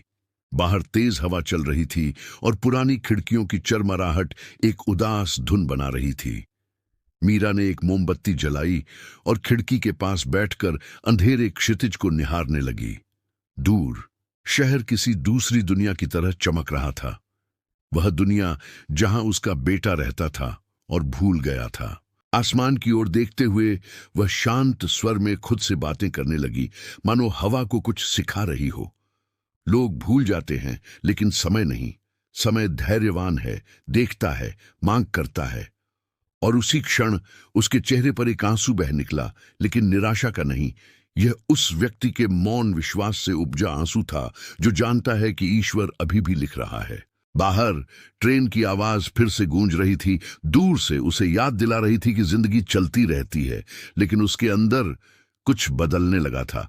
जो खालीपन कभी दर्द था अब ताकत बन गया था। जो जख्म खून से लथपथ था अब उम्मीद से धड़क रहा था। यह निर्वासन था, हाँ, लेकिन यह किसी ऐसी चीज की शुरुआत भी थी जिसे वह अभी तक समझ नहीं पाई थी। घड़ी में आधी रात हुई तो मीरा एक पुरानी चादर ओढ़कर लेट गई। आंखें बंद करने से पहले उसने आखिरी बार रवि की तस्वीर को देखा और फुसफुसाते हुए कहा, बेटा, मां का प्यार कभी कम नहीं होता, बस याद किए जाने वाले सही दिन का इंतजार रहता है। मोमबत्ती की लौ टिमटिमा रही थी, दीवारों पर परछाइयां डाल रही थी। बाहर हवा पेड़ों के बीच से फुसफुसा रही थी और वहां से गुजरने वाला कोई भी व्यक्ति कसम खाकर कहेगा कि उसने एक धीमी, लगभग मानवीय प्रतिध्वनि सुनी है जो दोहरा रही थी, मैं अभी भी यहां हूं। गांव में भोर हमेशा एक जैसी होती थी। दूर से मुर्गों की आवाज, सूखे पत्तों को हिलाती हवा की सरसराहट और खेतों से उठता कोहरा मानो अतीत को छुपा रहा हो। मीरा सूरज से पहले उठ जाती, मानो उसका शरीर अब भी उस जीवन की दिनचर्या का पालन कर रहा हो जो अब अस्तित्व में नहीं है। सुबह की ठंड हड्डियों तक चुभ रही थी, लेकिन उसने कोई शिकायत नहीं की। उसने छोटी लालटेन जलाई और वेदी की ओर चल पड़ी, जहां उसके पति अरुण का चित्र मुरझाए फूलों और एक जलती हुई मोमबत्ती के बीच रखा था। हालांकि समय के साथ उसका चेहरा फीका पड़ गया था, फिर भी उस शांत निगाह ने उसे कभी यह विश्वास दिलाया था कि प्रेम और विश्वास एक ही हैं। वह मोमबत्ती के सामने घुटनों के बल बैठ गई, हाथ जोड़े और प्रार्थना करने लगी। ये कोई दोहराए हुए शब्द नहीं थे, बल्कि यादों से भरी अंतरंग बातचीत थी। सुन रहे हो अरुण? उसने धीरे से कहा। हमारा बेटा बड़ा हो गया है, लेकिन वह भूल गया है कि उसे इंसान कैसे बनाया जाता है। क्या समय वो सिखा सकता है जो प्यार नहीं सिखा सका? मोमबत्ती की बत्ती मानो प्रतिक्रिया दे रही हो, फटी दीवारों पर नाचती हुई परछाइयां बना रही हो। वह लौ उसके प्रतिरोध का एकमात्र प्रतीक थी। मीरा का मानना था कि जब तक वह जलती रहेगी, उसका विश्वास जीवित रहेगा। जब तेज हवा छोटे से मंदिर में घुसती, तब भी वह अपने हाथों से मोमबत्ती की रक्षा करती, मानो आशा की आखिरी सांस बचा रही हो। कमजोर लौ उसकी नम आंखों में झलक रही थी और एक पल के लिए ऐसा लगा जैसे उसकी आत्मा अंदर ही है, धीरे धीरे जल रही है, पर कभी बुझ नहीं रही। दिन में घर में सन्नाटा छाया रहता था, बस झूलती कुर्सी की चरमराहट और कपड़े में चुभती सुई की लयबद्ध आवाज सुनाई देती थी। मीरा इसी तरह घंटों बिताती थी, चंद सिक्कों के बदले पड़ोसियों के लिए कपड़े सिलती थी। उसके रूखे हाथ अब भी स्थिर थे, उसकी हर सिलाई मानो उसके दिल को जोड़ने की कोशिश हो। कभी कभी सिलाई करते हुए उसकी नजर खिड़की पर जाती और उसके विचार मुंबई लौट आते, उस आलीशान अपार्टमेंट की ओर, रवि की दूर से आती हंसी की ओर, प्रिया की ठंडी निगाहों की ओर। गहरे में वह अब भी उससे प्यार करती थी। मां का प्यार दर्द के साथ गायब नहीं होता, वह रूपांतरित हो जाता है, वह मौन बन जाता है, वह प्रार्थना बन जाता है, वह उसके हृदय में एक प्रतिध्वनि बन जाता है। लेकिन प्यार के साथ साथ गहरा कटु दुख भी आया। यह एक ऐसी गांठ थी जिसे खोलना असंभव था। मैं उससे कैसे प्यार कर सकती हूं जिसने प्यार को अभाव में बदल दिया है? वह हर रात सोचती, जब वह मोमबत्ती को धीरे धीरे जलते हुए देखती। गांव में भोर हमेशा एक जैसी होती थी। दूर से मुर्गों की आवाज, सूखे पत्तों को हिलाती हवा की सरसराहट और खेतों से उठता कोहरा मानो अतीत को छुपा रहा हो। मीरा सूरज से पहले उठ जाती, मानो उसका शरीर अब भी उस जीवन की दिनचर्या का पालन कर रहा हो जो अब अस्तित्व में नहीं है। सुबह की ठंड हड्डियों तक चुभ रही थी, लेकिन उसने कोई शिकायत नहीं की। उसने छोटी लालटेन जलाई और वेदी की ओर चल पड़ी, जहां उसके पति अरुण का चित्र मुरझाए फूलों और एक जलती हुई मोमबत्ती के बीच रखा था। हालांकि समय के साथ उसका चेहरा फीका पड़ गया था, फिर भी उस शांत निगाह ने उसे कभी यह विश्वास दिलाया था कि प्रेम और विश्वास एक ही हैं। वह मोमबत्ती के सामने घुटनों के बल बैठ गई, हाथ जोड़े और प्रार्थना करने लगी। ये कोई दोहराए हुए शब्द नहीं थे, बल्कि यादों से भरी अंतरंग बातचीत थी। सुन रहे हो अरुण? उसने धीरे से कहा। हमारा बेटा बड़ा हो गया है, लेकिन वह भूल गया है कि उसे इंसान कैसे बनाया जाता है। क्या समय वो सिखा सकता है जो प्यार नहीं सिखा सका? मोमबत्ती की बत्ती मानो प्रतिक्रिया दे रही हो, फटी दीवारों पर नाचती हुई परछाइयां बना रही हो। वह लौ उसके प्रतिरोध का एकमात्र प्रतीक थी। मीरा का मानना था कि जब तक वह जलती रहेगी उसका विश्वास जीवित रहेगा। जब तेज हवा छोटे से मंदिर में घुसती तब भी वह अपने हाथों से मोमबत्ती की रक्षा करती, मानो आशा की आखिरी सांस बचा रही हो। कमजोर लौ उसकी नम आंखों में झलक रही थी और एक पल के लिए ऐसा लगा जैसे उसकी आत्मा अंदर ही है, धीरे धीरे जल रही है पर कभी बुझ नहीं रही। घर की दीवारें राज समेटे हुए थीं, हर कोने की अपनी आवाज थी। कभी कभी दरारों से रिसती हवा यादें लेकर आती थी, कोई पुरानी खुशबू, दूर से आती हंसी की आवाज, उन कदमों की आहट जो अब वहां नहीं थे। मीरा आंखें बंद कर लेती और एक पल के लिए मान लेती कि उसने रवि को मां पुकारते सुना है। उसका दिल तेजी से धड़कता, लेकिन जब वह आंखें खोलती तो उसे सिर्फ खालीपन दिखाई देता। फिर वह अपने पति के चित्र से बोली, क्या तुम्हें उस पर गर्व होगा अरुण, या तुम भी मेरी तरह खालीपन महसूस करोगे?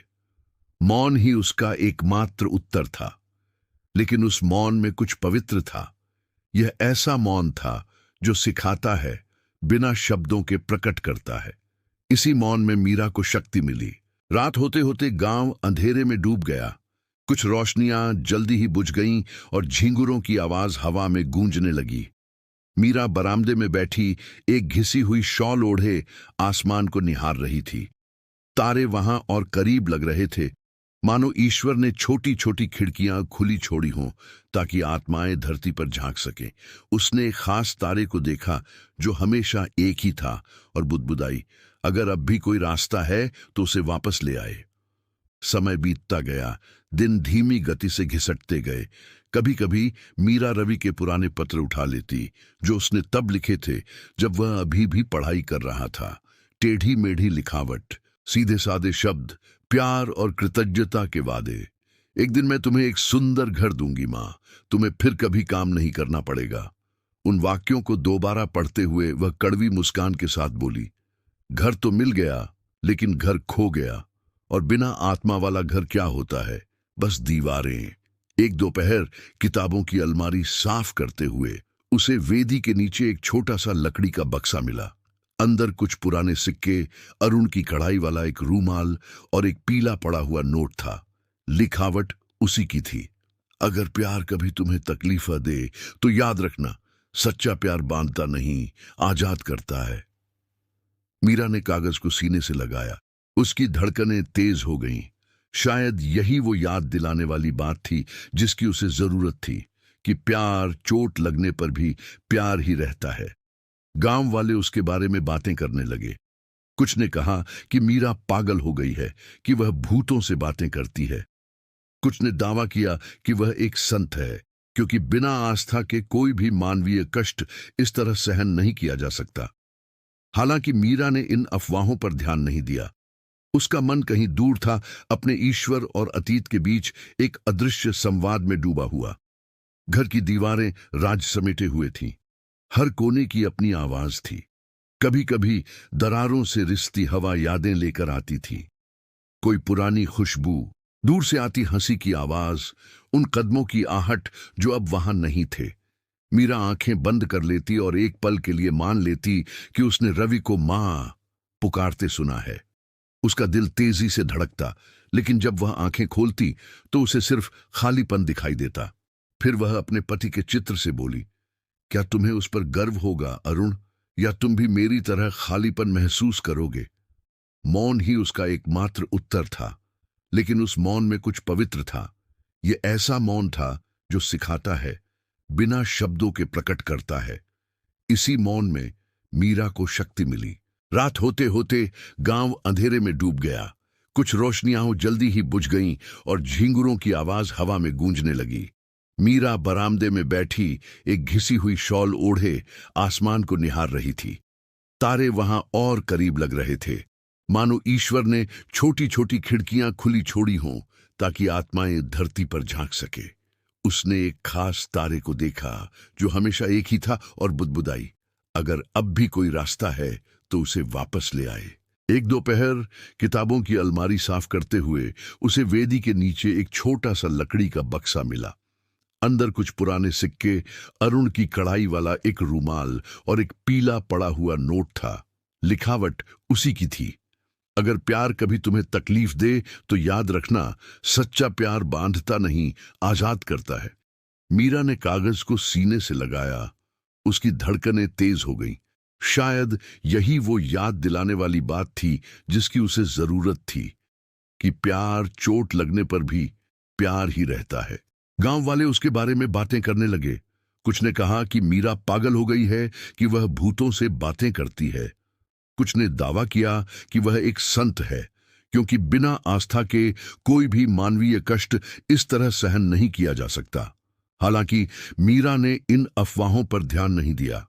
उसका मन कहीं दूर था, अपने ईश्वर और अतीत के बीच एक अदृश्य संवाद में डूबा हुआ। एक रात जैसे ही हवा तेज हुई, उसकी जलती हुई मोमबत्ती टिमटिमाने लगी। लौ कांपने लगी। बुझने का खतरा था। मीरा जल्दी से घुटनों के बल बैठ गई और उसे दोनों हाथों से ढक लिया। नहीं, अभी नहीं। जब तक यह लौ है, मैं भी हूं।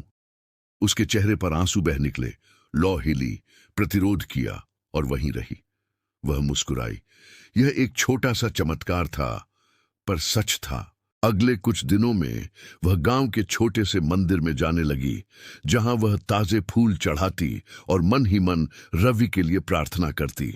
वह उसके लौटने की नहीं, बल्कि यह प्रार्थना करती कि ईश्वर उसे सद्बुद्धि दे, कि ईश्वर उसके दिल से अहंकार मिटा दे, भले ही वह उसे फिर कभी न देखे। क्योंकि उसके लिए प्यार का मतलब यही था, भलाई की कामना करना, तब भी जब सामने वाला इसके लायक न हो। समय बीतता गया, पर दर्द कम नहीं हुआ, बस उसका रूप बदल गया। अब वह खुला जख्म नहीं रहा, बल्कि ठंड के दिनों में जलने वाला एक निशान बन गया था। और हर एकांत रात में मीरा अपने पति की तस्वीर देखकर कहती, प्यार अब भी यहां जिंदा है, भले ही कोई उसे देखे ना। कभी कभी वह सिर्फ इंसानों की आवाजें सुनने के लिए रेडियो चालू छोड़ देती। कभी कभी वह धीमे स्वर में पुराने गाने गाती, वही गाने जो बचपन में रवि को सुलाते थे। उनकी आवाज दीवारों से टकराकर गूंजती, जिससे किसी की मौजूदगी का एहसास होता, मानो कुछ मिनटों के लिए वह अकेली नहीं थी। और एक बात और है जिस पर शायद ही किसी का ध्यान गया होगा। हर बार जब वह मोमबत्ती जलाती थी तो बाती थोड़ी पूर्व दिशा की ओर मुड़ जाती थी, मुंबई की दिशा। मीरा ने इसे एक संकेत समझा, एक दिव्य अनुस्मारक की प्रेम अस्वीकार किए जाने पर भी वापस लौटने का रास्ता जानता है। मीरा के लिए मौन अब सिर्फ खालीपन नहीं रहा, वह एक साथी बन गया। वह एक अदृश्य वेदी बन गया, जहां उसने अपने आंसू, अपनी यादें और अपना विश्वास अर्पित किया। क्योंकि कभी कभी जो हमें खड़ा रखता है वह नहीं होता जो हमारे पास है, बल्कि वह होता है जिस पर हमें अब भी विश्वास है कि वह वापस आ सकता है। और मैं आपसे, जो अब तक मेरे साथ जुड़े रहे हैं, जानना चाहता हूं, क्या आप मानते हैं कि जब सब कुछ बिखर जाता है तब विश्वास ही दिल को थामे रख सकता है? टिप्पणियों में लिखें, लौ अभी भी जीवित है। यदि आप भी यह मानते हैं कि सच्चा प्यार कभी फीका नहीं पड़ता, यह बस फिर से चमकने के लिए सही समय का इंतजार करता है। एक रात जैसे ही हवा तेज हुई, उसकी जलती हुई मोमबत्ती टिमटिमाने लगी। लौ कांपने लगी। बुझने का खतरा था। मीरा जल्दी से घुटनों के बल बैठ गई और उसे दोनों हाथों से ढक लिया। नहीं, अभी नहीं। जब तक यह लौ है, मैं भी हूं। उसके चेहरे पर आंसू बह निकले। लौ हिली, प्रतिरोध किया और वहीं रही। वह मुस्कुराई। यह एक छोटा सा चमत्कार था, पर सच था। अगले कुछ दिनों में वह गांव के छोटे से मंदिर में जाने लगी, जहां वह ताजे फूल चढ़ाती और मन ही मन रवि के लिए प्रार्थना करती। वह उसके लौटने की नहीं, बल्कि यह प्रार्थना करती कि ईश्वर उसे सद्बुद्धि दे, कि ईश्वर उसके दिल से अहंकार मिटा दे, भले ही वह उसे फिर कभी न देखे। क्योंकि उसके लिए प्यार का मतलब यही था, भलाई की कामना करना, तब भी जब सामने वाला इसके लायक न हो। समय बीतता गया, पर दर्द कम नहीं हुआ, बस उसका रूप बदल गया।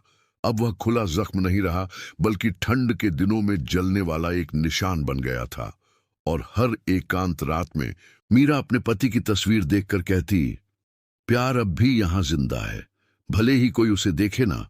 कभी कभी वह सिर्फ इंसानों की आवाजें सुनने के लिए रेडियो चालू छोड़ देती। कभी कभी वह धीमे स्वर में पुराने गाने गाती, वही गाने जो बचपन में रवि को सुलाते थे। उनकी आवाज दीवारों से टकराकर गूंजती, जिससे किसी की मौजूदगी का एहसास होता। मानो कुछ मिनटों के लिए वह अकेली नहीं थी। और एक बात और है जिस पर शायद ही किसी का ध्यान गया होगा। हर बार जब वह मोमबत्ती जलाती थी तो बाती थोड़ी पूर्व दिशा की ओर मुड़ जाती थी, मुंबई की दिशा। मीरा ने इसे एक संकेत समझा, एक दिव्य अनुस्मारक कि प्रेम अस्वीकार किए जाने पर भी वापस लौटने का रास्ता जानता है। मीरा के लिए मौन अब सिर्फ खालीपन नहीं रहा, वह एक साथी बन गया, वह एक अदृश्य वेदी बन गया जहां उसने अपने आंसू, अपनी यादें और अपना विश्वास अर्पित किया। क्योंकि कभी कभी जो हमें खड़ा रखता है वह नहीं होता जो हमारे पास है, बल्कि वह होता है जिस पर हमें अब भी विश्वास है कि वह वापस आ सकता है। मुंबई के आलीशान अपार्टमेंट की दीवारें अब पहले जैसी चमक नहीं रही थीं। वह सन्नाटा जो कभी ताकत का प्रतीक हुआ करता था, अब एक वाक्य की तरह गूंज रहा था। रवि, वह शख्स जिसने कभी कामयाबी का प्रतीक बनने का सपना देखा था, ठंडे फर्श पर बैठा था। उसके चारों ओर बिखरे कागज, फटे हुए अनुबंध और गौरव की निशानियां उसकी आंखों के सामने ढह रही थीं। घड़ी ने आधी रात बजाई और एकमात्र रोशनी उलटे पड़े लैंप से आ रही थी, जो फर्श पर चमकती शादी की अंगूठी को रोशन कर रही थी। वही जिसे प्रिया ने बिना पीछे देखे दरवाजे से बाहर फेंक दिया था। यह अजीब था कि किस्मत कैसे अपना असर दिखाती है। पहले ये फुसफुसाती है, फिर चीखती है और अंत में हमारे पैरों तले से जमीन खिसका देती है। रवि ने जो कुछ भी बनाया था, कंपनी, प्रतिष्ठा, जो दोस्तियां उसने खरीदी थीं, वह सब उसकी उंगलियों से रेत की तरह बिखरने लगा। एक पुराने साथी ने उसे धोखा दिया, करोड़ों का गबन किया और उन धोखाधड़ी का पर्दाफाश किया जिन्हें वह अहंकार में अंधा होकर कभी देखना ही नहीं चाहता था। निवेशक गायब हो गए। उसका नाम जो कभी बिजनेस पत्रिकाओं में छपता था, अब घोटालों की सुर्खियों में छपता था। फोन जो कभी बजता ही रहता था, एक खामोश साधन बन गया। प्रिया उसे छोड़ने वाली पहली महिला थी। वह अपनी सामाजिक प्रतिष्ठा खोने का ख्याल भी नहीं सह सकती थी। बर्बादी की भयावहता का अंदाजा लगाने से पहले ही उसका सामान पैक हो चुका था। तुमने मुझसे एक साम्राज्य का वादा किया था, उसने ठंडी मुस्कान के साथ कहा, लेकिन तुम राजगद्दी भी नहीं बचा सके। रवि वहीं अवाक खड़ा उसे जाते हुए देख रहा था। दरवाजा जोर से बंद होने की आवाज अंत की आवाज थी, और जब अपार्टमेंट में सन्नाटा छा गया तो उसने खुद को खुद के सामने पाया, बिना किसी उपाधि के, बिना किसी ताली के, बिना किसी के। वही आदमी जिसने कभी अपनी मां से कहा था कि अब यह उसकी जगह नहीं रही, अब कहीं नहीं जा सकता था। उसने अपनी गिरी हुई शादी की अंगूठी को देखा और अकेलेपन का बोझ महसूस किया। प्यार का प्रतीक ठंडे लोहे में बदल गया था। कमरा सिकुड़ता हुआ सा लग रहा था। पूरी दुनिया उसे ठुकराती हुई लग रही थी। उसने खुद को रोकने की कोशिश की, खुद को यकीन दिलाने की कोशिश की कि यह सब बस एक दौर था। उसने दोस्तों, पुराने साझेदारों, यहां तक कि पुराने कर्मचारियों को भी फोन किया। किसी ने जवाब नहीं दिया। जो आवाजें कभी उसकी चापलूसी करती थीं, अब खामोश हो गईं। उसे एहसास हुआ कि सत्ता कभी वफादार नहीं होती। जब तक मुनाफा है तब तक वो अपना काम करती है, जब वो खत्म हो जाती है तो एक साया बन जाती है। मुंबई के आलीशान अपार्टमेंट की दीवारें अब पहले जैसी चमक नहीं रही थीं। वह सन्नाटा जो कभी ताकत का प्रतीक हुआ करता था, अब एक वाक्य की तरह गूंज रहा था। रवि, वह शख्स जिसने कभी कामयाबी का प्रतीक बनने का सपना देखा था, ठंडे फर्श पर बैठा था। उसके चारों ओर बिखरे कागज, फटे हुए अनुबंध और गौरव की निशानियां उसकी आंखों के सामने ढह रही थीं। घड़ी ने आधी रात बजाई और एकमात्र रोशनी उलटे पड़े लैंप से आ रही थी, जो फर्श पर चमकती शादी की अंगूठी को रोशन कर रही थी। वही जिसे प्रिया ने बिना पीछे देखे दरवाजे से बाहर फेंक दिया था। यह अजीब था कि किस्मत कैसे अपना असर दिखाती है। पहले यह फुसफुसाती है, फिर चीखती है और अंत में हमारे पैरों तले से जमीन खिसका देती है। रवि ने जो कुछ भी बनाया था, कंपनी, प्रतिष्ठा, जो दोस्तियां उसने खरीदी थीं, वह सब उसकी उंगलियों से रेत की तरह बिखरने लगा। एक पुराने साथी ने उसे धोखा दिया, करोड़ों का गबन किया और उन धोखाधड़ी का पर्दाफाश किया जिन्हें वह अहंकार में अंधा होकर कभी देखना ही नहीं चाहता था। निवेशक गायब हो गए। उसका नाम, जो कभी बिजनेस पत्रिकाओं में छपता था, अब घोटालों की सुर्खियों में छपता था। फोन, जो कभी बजता ही रहता था, एक खामोश साधन बन गया। प्रिया उसे छोड़ने वाली पहली महिला थी। वह अपनी सामाजिक प्रतिष्ठा खोने का ख्याल भी नहीं सह सकती थी। बर्बादी की भयावहता का अंदाजा लगाने से पहले ही उसका सामान पैक हो चुका था। तुमने मुझसे एक साम्राज्य का वादा किया था, उसने ठंडी मुस्कान के साथ कहा, लेकिन तुम राजगद्दी भी नहीं बचा सके। रवि वहीं अवाक खड़ा उसे जाते हुए देख रहा था। दरवाजा जोर से बंद होने की आवाज अंत की आवाज थी। उसने खुद को रोकने की कोशिश की, खुद को यकीन दिलाने की कोशिश की कि ये सब बस एक दौर था। उसने दोस्तों, पुराने साझेदारों, यहां तक कि पुराने कर्मचारियों को भी फोन किया। किसी ने जवाब नहीं दिया। जो आवाजें कभी उसकी चापलूसी करती थीं, अब खामोश हो गईं। उसे एहसास हुआ कि सत्ता कभी वफादार नहीं होती। जब तक मुनाफा है तब तक वो अपना काम करती है, जब वो खत्म हो जाती है तो एक साया बन जाती है। रवि कई दिन बिना सोए रहा। वह घर में भूत की तरह घूमता रहा। यादें ताजा हो गईं। जब उसने ग्रेजुएट किया तो मीरा का चेहरा गर्व से मुस्कुरा रहा था। मुंबई जाने से पहले मीरा ने उसे आशीर्वाद दिया था। उसकी मधुर आवाज उसे कह रही थी कि वह कभी न भूले कि वह कहां से आया है। और फिर मानो कोई तलवार उसकी चेतना को भेद रही हो, कटोरा टूटने की आवाज आई। वह क्षण जब अहंकार में अंधे होकर उसने अपनी मां को ही दूर भेज दिया था। वह छवि उसे परेशान करती रही। रात में उसे मीरा का सपना आता। उसने मीरा को दरवाजे पर खड़ा देखा। उसकी निगाहें उदास थीं और उसकी खामोशी किसी भी चीख से ज्यादा कटु थी। मां, वह नींद और निराशा के बीच बुदबुदाया, मैंने आपके साथ ऐसा क्यों किया? अगले दिन और भी बुरे थे। बैंक ने उसके खाते सील कर दिए, उसकी संपत्ति जब्त होने लगी और वह अपार्टमेंट, जो कभी उसकी प्रतिष्ठा का प्रतीक था, अब जेल बन गया। बिना पैसों, बिना दोस्तों और बिना पत्नी के रवि को वह अनुभव होने लगा जो उसकी मां पहले से ही अच्छी तरह जानती थी, परित्याग। वह अहंकार जो हमेशा उसके साथ रहता था, धीरे धीरे गायब हो गया, जैसे बारिश में रंग उड़ जाता है। एक दिन दराज खोलते ही उसे एक पुरानी तस्वीर मिली। वह अभी भी बच्चा था, अपने छोटे से गांव के घर के सामने अपनी मां के पास मुस्कुरा रहा था। मां ने वही साधारण सा हार पहना हुआ था जिसकी उसने कभी कद्र नहीं की थी। उस तस्वीर ने उसे एक स्वीकारोक्ति की तरह झकझोर दिया। बरसों बाद पहली बार रवि रोया, अपनी भौतिक क्षति से नहीं, बल्कि अपने हाथों में मौजूद कृतज्ञता की गहराई का एहसास होने से। वह समझ गया था कि भाग्य बदला नहीं लेता, वह शिक्षा देता है। और अब उसका हर आंसू मीरा के चुपचाप रोए आंसुओं का प्रतिबिंब लग रहा था। उसके बाद के दिनों में रवि सड़कों पर बेवजह घूमता रहा। अब वह महंगा सूट उसे दिखावा सा लगने लगा था। लोग उसे दया या तिरस्कार की नजर से देखते थे। अब कोई उसे व्यापारी सरदार के रूप में नहीं, बल्कि एक पराजित व्यक्ति के रूप में देखता था। वह मंदिरों के सामने रुकता, लोगों को प्रार्थना करते देखता और उसके गले में एक गांठ सी महसूस होती। वह ईश्वर से बात करना चाहता था, लेकिन उसे समझ नहीं आ रहा था कि कैसे। उस रात वह अपने अपार्टमेंट में लौटा और एक मोमबत्ती जलाई। अंधेरे में एकमात्र रोशनी। वह उसके सामने बैठा और उसकी हल्की सी रोशनी उसे मीरा के घर में जलाए रखने वाले मोमबत्ती की याद दिला रही थी। यह सोचना नामुमकिन था कि शायद जब वह सब कुछ खो रहा था, तब भी मीरा उसके लिए प्रार्थना कर रही थी। इस विचार ने उसे निहत्था कर दिया। अगर कहीं कोई लौ जल रही थी तो वह मीरा के प्यार की लौ थी। रवि कई दिन बिना सोए रहा। वह घर में भूत की तरह घूमता रहा। यादें ताजा हो गईं।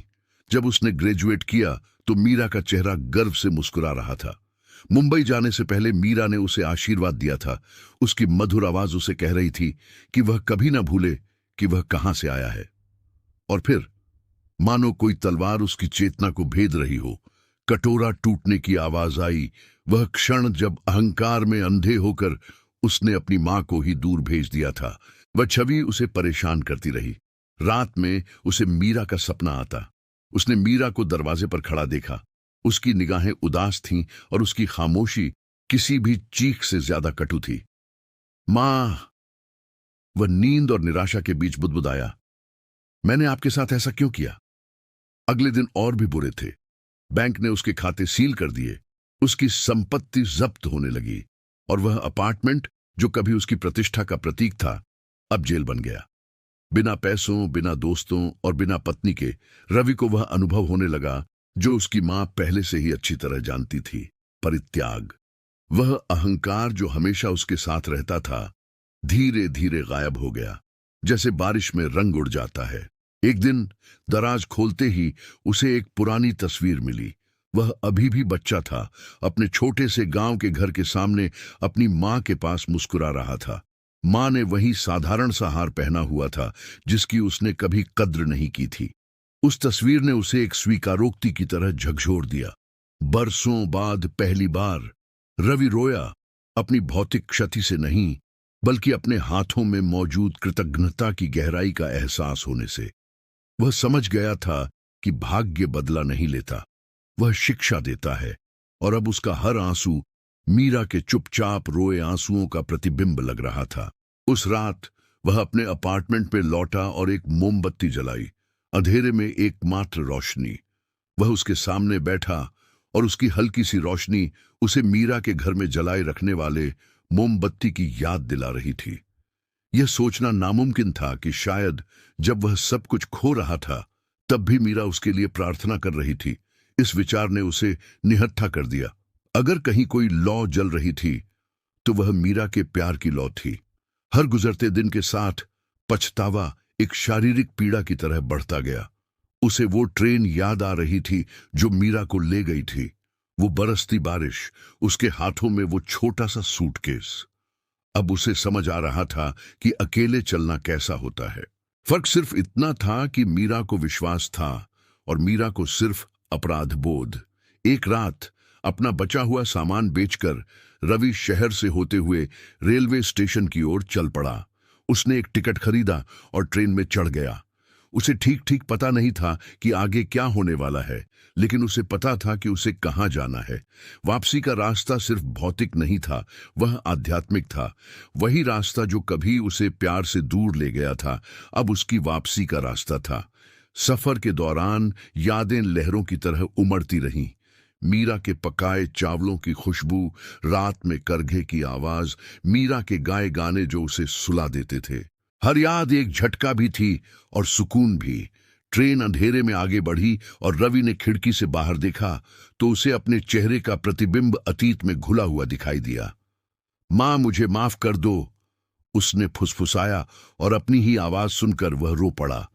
भोर होते ही अंतर्देशीय पहाड़ दिखाई देने लगे। वही गांव जहां वह पैदा हुआ था अब एक अलग ही दुनिया लग रहा था। साधारण घर, नंगे पांव दौड़ते बच्चे, गीली मिट्टी की खुशबू, सब कुछ वास्तविक, जीवंत, शुद्ध था। कुछ ऐसा जो पैसों से कभी नहीं खरीदा जा सकता था। ट्रेन से उतरते ही रवि ने गहरी सांस ली। उसके हाथ कांप रहे थे, उसका दिल दुख रहा था। घर की ओर बढ़ता उसका हर कदम मानो माफी की गुहार लगा रहा था। झींगुरों की आवाज, पेड़ों की सरसराहट, आहों के बीच का सन्नाटा। वह जानता था कि देर सवेर किस्मत अपना अंजाम भुगतती है, लेकिन साथ ही वह मुक्ति का एक मौका भी देती है। रवि गांव की धूल भरी सड़कों पर ऐसे चल रहा था मानो अपनी आत्मा के रेगिस्तान को पार कर रहा हो। हर कदम के साथ यादें खामोश ब्लेड की तरह उस गर्व को चीरती हुई आ रही थीं जिसने कभी उसे थामा था। धूसर और भारी आसमान मानो उस व्यक्ति की वापसी देख रहा था जिसने कभी पीछे मुड़कर न देखने का वादा किया था।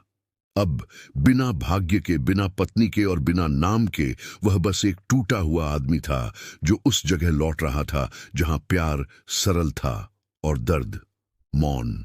झिंगुरों की आवाज और सूखे पत्तों को खींचती हवा समय के त्याग का संकेत दे रही थी। जब उसने पुराना घर देखा तो उसका दिल बैठ गया।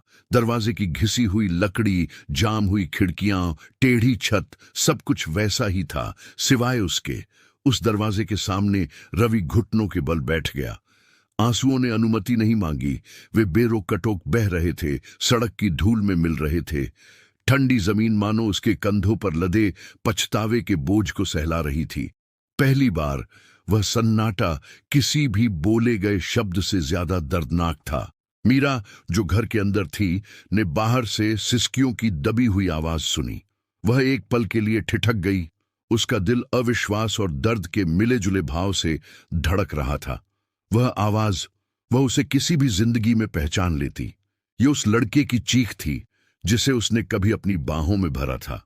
वह नौजवान जो सपनों से भरा हुआ गया था और शांति से खाली लौटा था। वह धीरे धीरे दरवाजे की तरफ बढ़ी, लगभग इस डर से कि उसे क्या मिलेगा। जब उसने दरवाजा खोला तो उसने रवि को घुटनों के बल बैठा पाया। उसका चेहरा मैला, आंखें लाल और शरीर कांप रहा था, मानो समय ने उसे सालों से चुपचाप सजा दी हो। वह दृश्य उन सभी चीजों का आईना था जिन्हें जिंदगी ने मिटाने की कोशिश की थी। वह वहीं निश्चल खड़ी रही, रूमाल उंगलियों में जकड़ा हुआ, एक शब्द भी नहीं बोल पा रही थी। रवि ने ऊपर देखा और बुदबुदाया, मां, मैं तुम्हें निराश कर गया। उसकी आवाज टूटी फूटी, लगभग बेसुरी निकली। हवा चल रही थी, उनके बीच थोड़ी धूल उड़ा रही थी, मानो नियति स्वयं इस पुनर्मिलन की साक्षी हो। मीरा ने अपने सीने में आक्रोश और प्रेम के उफान को संघर्ष करते हुए महसूस किया। गुस्सा तो था, हां, दर्द भी था, लेकिन सबसे बढ़कर कुछ और भी था जो उससे भी पुराना और मजबूत था। मातृत्व की भावना, वह ज्वाला जिसे समय और कष्ट बुझा नहीं सकते। वह बिना किसी गर्व या न्याय के धीरे से उसके सामने घुटनों के बल बैठ गई। उसने बस उसके चेहरे को छुआ, उसी कोमलता से जैसे गांव की मिट्टी में खेलने के बाद नन्हे रवि का गंदा चेहरा पोंछते समय करती थी। उस स्पर्श ने आखिरी दीवार भी तोड़ दी। वह उसकी गोद में अपना चेहरा छिपाते हुए बच्चों की तरह रोया और मीरा घायल होते हुए भी उसे गले लगा लिया। तुरंत माफी के साथ नहीं, बल्कि अपनी उपस्थिति के साथ, क्योंकि कभी कभी प्यार को ठीक करने के लिए बोलने की जरूरत नहीं होती, बस बने रहने की जरूरत होती है। घर के अंदर उसके दिवंगत पति की तस्वीर के सामने एक मोमबत्ती की लौ टिमटिमा रही थी, मानो वह सब कुछ देख रही हो, एक कहानी का मूक साक्षी जो आखिरकार अपने मूल में लौट रही थी।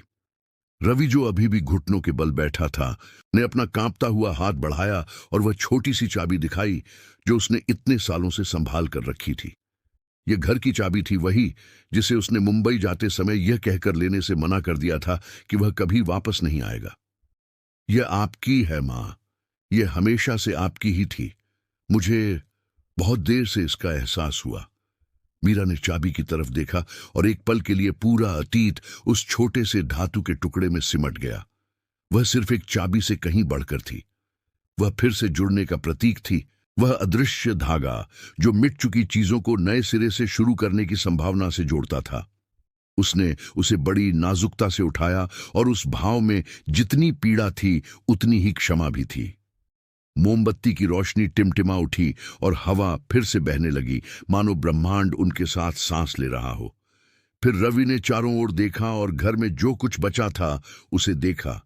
टूटी दीवारें, धूल से सना फर्श, पुरानी धूप बत्ती की महक, वो सब जिसे वह कभी गरीबी समझता था अब पवित्र लग रहा था। मैं इसे तुच्छ कैसे समझ सकता था, वह बुदबुदाया। मीरा ने सरलता से, बिना क्रोध के, केवल सच्चाई के साथ उत्तर दिया, तुमने जो शाश्वत था उसे क्षण भंगुर के लिए बदल दिया, लेकिन जो ईश्वर का है वह हमेशा अपनी जगह पर लौट आता है।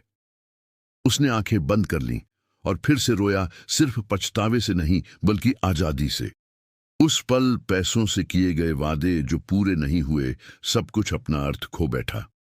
मुंबई का खाली कमरा, पार्टियां, व्यापारिक सौदे, तारीफें, सब कुछ दूर, भारहीन लग रहा था।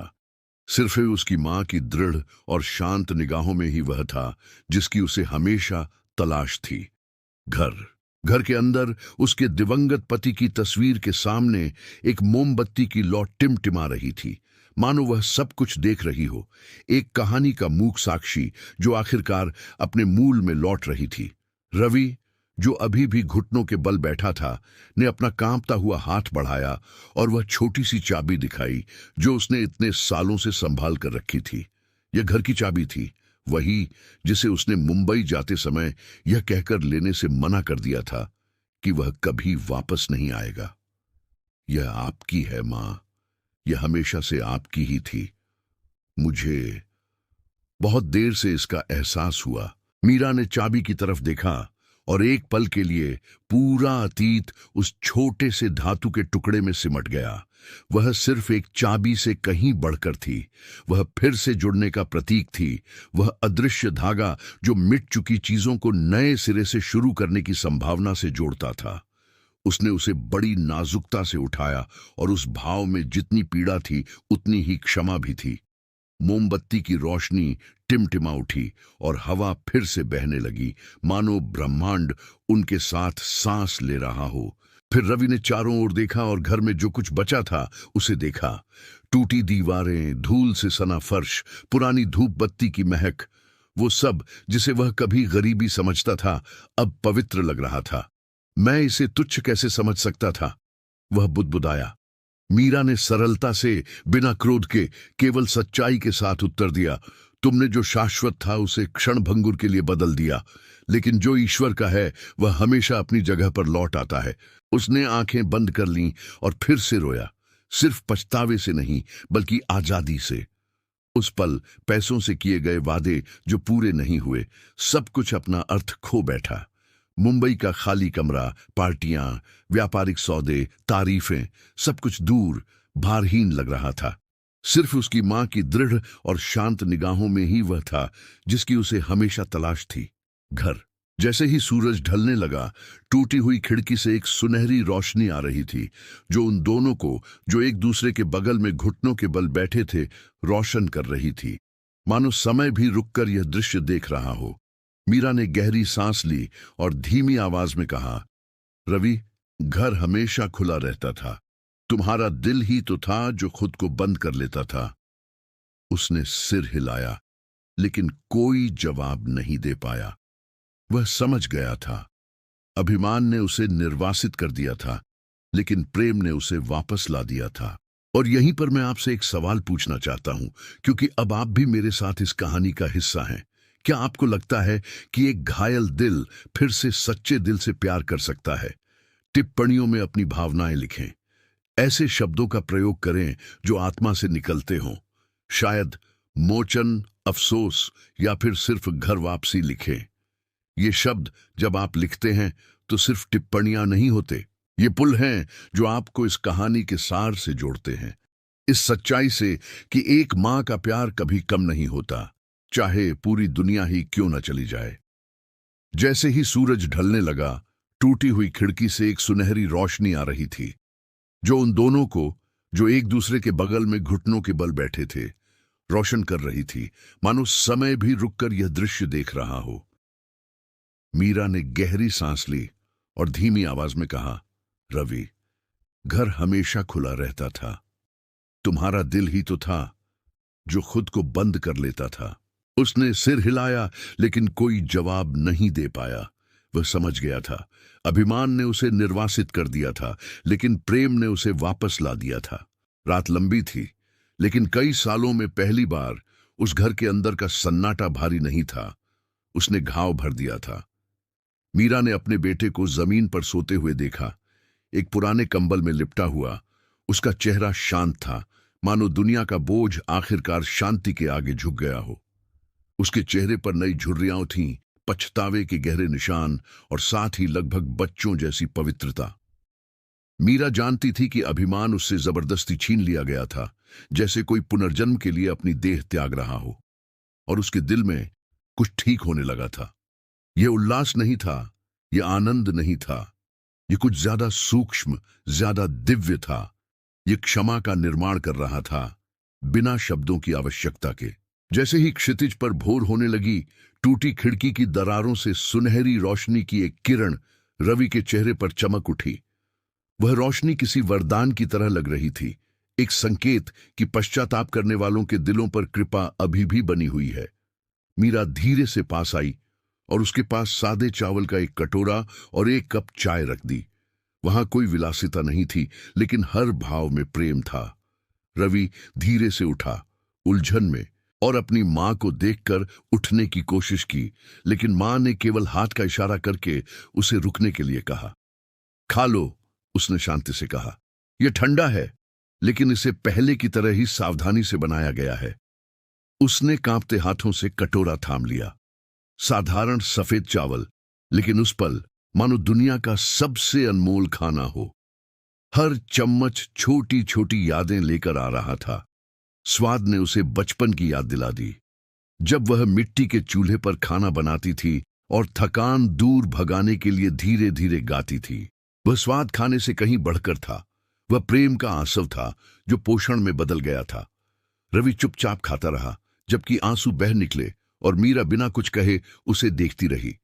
इस तरह उसकी क्षमा प्रकट हुई, भाषणों में नहीं, बल्कि छोटे छोटे मानवीय शाश्वत हाव भावों में।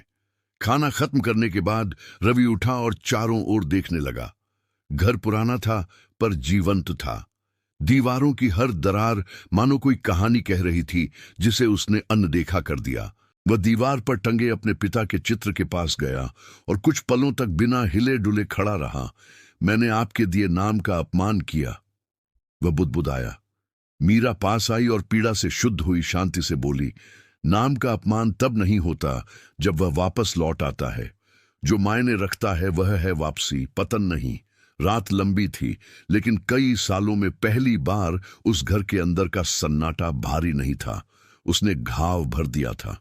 मीरा ने अपने बेटे को जमीन पर सोते हुए देखा, एक पुराने कंबल में लिपटा हुआ। उसका चेहरा शांत था, मानो दुनिया का बोझ आखिरकार शांति के आगे झुक गया हो।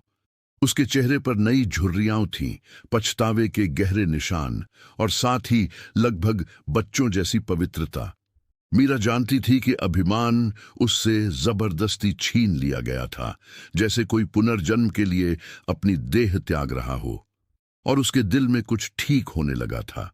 यह उल्लास नहीं था, यह आनंद नहीं था, यह कुछ ज्यादा सूक्ष्म, ज्यादा दिव्य था। यह क्षमा का निर्माण कर रहा था, बिना शब्दों की आवश्यकता के। वे शब्द उसके मन में गूंज रहे थे। दर्द से उपजी एक ऐसी समझ थी जो सिर्फ एक मां ही रख सकती है।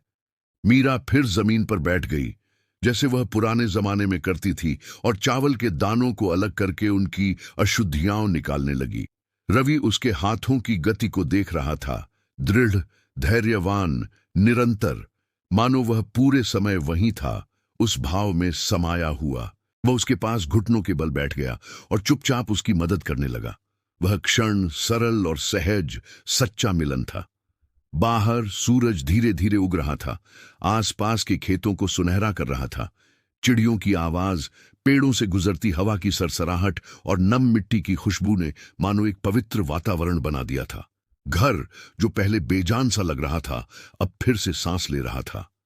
रवि ने अपनी मां की तरफ देखा और धीमी आवाज में कहा, मैं तुम्हारी माफी का हकदार नहीं हूं। मीरा ने उसकी तरफ देखा। उसकी आंखें आंसुओं से भरी थीं, लेकिन दृढ़ थी। माफी का मतलब हकदार होना नहीं, बल्कि छोड़ देना है। मैं तुम्हें इसलिए माफ नहीं करती क्योंकि मैं भूल गई हूं। मैं तुम्हें इसलिए माफ करती हूं क्योंकि मैं शांति से रहना चाहती हूं। उसी पल रवि फिर से टूट गया। उस इंसान की तरह नहीं जिसने सब कुछ खो दिया था, बल्कि उस बेटे की तरह जिसने आखिरकार प्यार की कीमत समझ ली थी। उसने अपनी मां का हाथ थाम लिया, और उस स्पर्श में वो सब कुछ जो शब्दों में बयां नहीं हो सकता था कह गया। दर्द, गर्व, दूरी, सब कुछ खामोशी में घुल गया। माफी एक गुप्त चमत्कार है।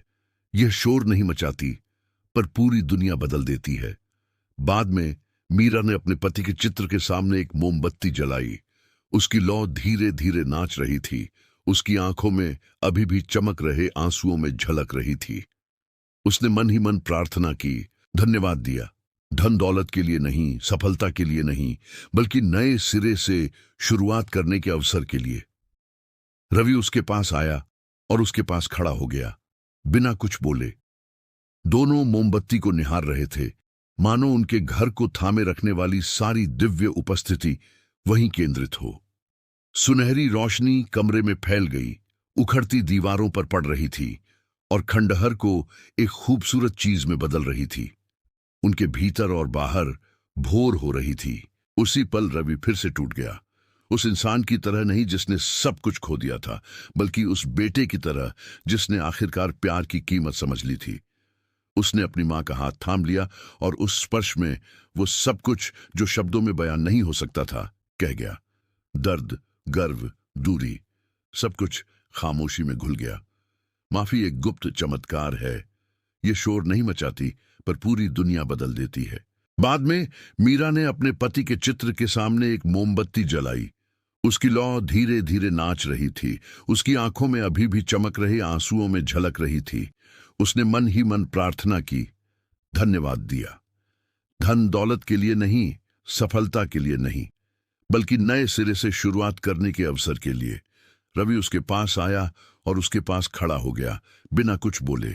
दोनों मोमबत्ती को निहार रहे थे, मानो उनके घर को थामे रखने वाली सारी दिव्य उपस्थिति वहीं केंद्रित हो। सुनहरी रोशनी कमरे में फैल गई, उखड़ती दीवारों पर पड़ रही थी और खंडहर को एक खूबसूरत चीज में बदल रही थी। उनके भीतर और बाहर भोर हो रही थी। फिर मीरा ने रात का खाना बनाना शुरू किया। हमेशा की तरह वही हलचल, वही बर्तन, वही चूल्हा, लेकिन अब हवा में एक अलग तरह का सन्नाटा था, सुलह का सन्नाटा। रवि मदद करने पर अड्डा रहा, अजीब तरह से सब्जियां काट रहा था, उंगलियां जला रहा था और धीरे से हंस रहा था। ये लगभग किसी और समय का दृश्य था। जब खाना तैयार हो गया तो दोनों जमीन पर एक दूसरे के सामने बैठ गए। उसने सबसे पहले अपनी मां को परोसा।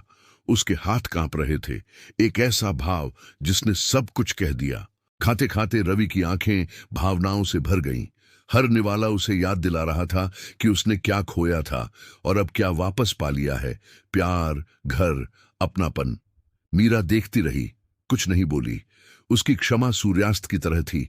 यह अचानक नहीं आई, बल्कि आते ही सब कुछ रोशन कर दिया। रवि की आवाज भर्राती हुई बोली, मुझे लगा था कि सफलता मुझे आजाद कर देगी, लेकिन इसने मुझे और भी ज्यादा कैद कर दिया। आज मुझे समझ आया, तुमने मुझे जो दिया वो कभी गरीबी नहीं थी, वो तो जड़ें थीं। मीरा ने सहजता से जवाब दिया, दुनिया जमा करना सिखाती है, लेकिन भगवान लौटाना सिखाते हैं। वह वाक्य मानो किसी रहस्य उद्घाटन की तरह हवा में तैर गया। वे दोनों बहुत देर तक चुप रहे, बस खाने की गर्माहट और घर में छाए हल्केपन को महसूस करते रहे। खिड़की से आती हवा, मिट्टी की खुशबू और दूर से मंदिर की घंटियों की आवाज लेकर आ रही थी, मानो सृष्टि स्वयं उस पुनर्मिलन का उत्सव मना रही हो। अगले दिन उस पुराने घर में एक नया मौसम बन गए। समय मानो धीमा पड़ गया, मानो उपचार की लय का सम्मान कर रहा हो। मीरा सुबह जल्दी उठी, पत्तों से ढके आंगन को साफ किया और अपने बेटे को अपने हाथों से काम करते देखा, ऐसा कुछ जिसकी उसने कभी कल्पना भी नहीं की थी। रवि, जो कभी सोने की कलम थामे और अनुबंधों पर हस्ताक्षर करता था, अब कुदाल थामे और मिट्टी और पसीने से दीवारें फिर से बना रहा था। हर ईंट के साथ उसका एक हिस्सा भी फिर से बन रहा था। और मीरा चुपचाप वहां एक नए इंसान को जन्म लेते देख रही थी। पैसे से नहीं, बल्कि कृतज्ञता से पुनर्जन्म लेने वाले इंसान को। कभी कभी वह उसे दूर से देखती और उसका दिल शब्दों से परे किसी चीज से भर जाता। यह अभिमान नहीं, बल्कि संतुष्टि थी। वही बेटा जिसने कभी उसके लिए दरवाजा बंद कर दिया था, अब उसके चलने की सीढ़ियों को साफ करने के लिए नीचे झुका था। और वह जानती थी, यह संयोग नहीं, ईश्वरीय न्याय था। नियति हमेशा अपने मूल बिंदु पर लौट आती है, और प्रेम, चाहे वह घायल हो, भुला दिया गया हो या धोखा दिया गया हो, फिर से खिलने का रास्ता ढूंढ ही लेता है। रवि ने घर के पीछे वाले छोटे से बगीचे की देखभाल का जिम्मा संभाल लिया। उसने साधारण फूल लगाए, वही फूल जो उसकी मां को बचपन में पसंद थे। दोपहर में मैं उन्हें ध्यान से पानी देती, जबकि हवा अतीत की खुशबू और उम्मीदों से भरी हुई थी। रात में वह मीरा के पास बैठकर उसकी कहानियां सुनता।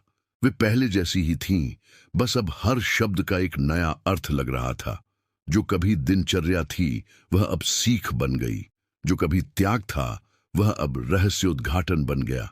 मीरा अपनी तरफ से दर्द की बात नहीं करती थी, वह मांग नहीं करती थी, याद नहीं दिलाती थी, जिद नहीं करती थी।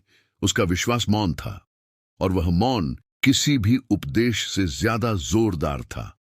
कभी कभी अपने बेटे को सोते हुए देखकर वह मन ही मन एक वाक्य दोहराती थी जो उसकी प्रार्थना बन गया था।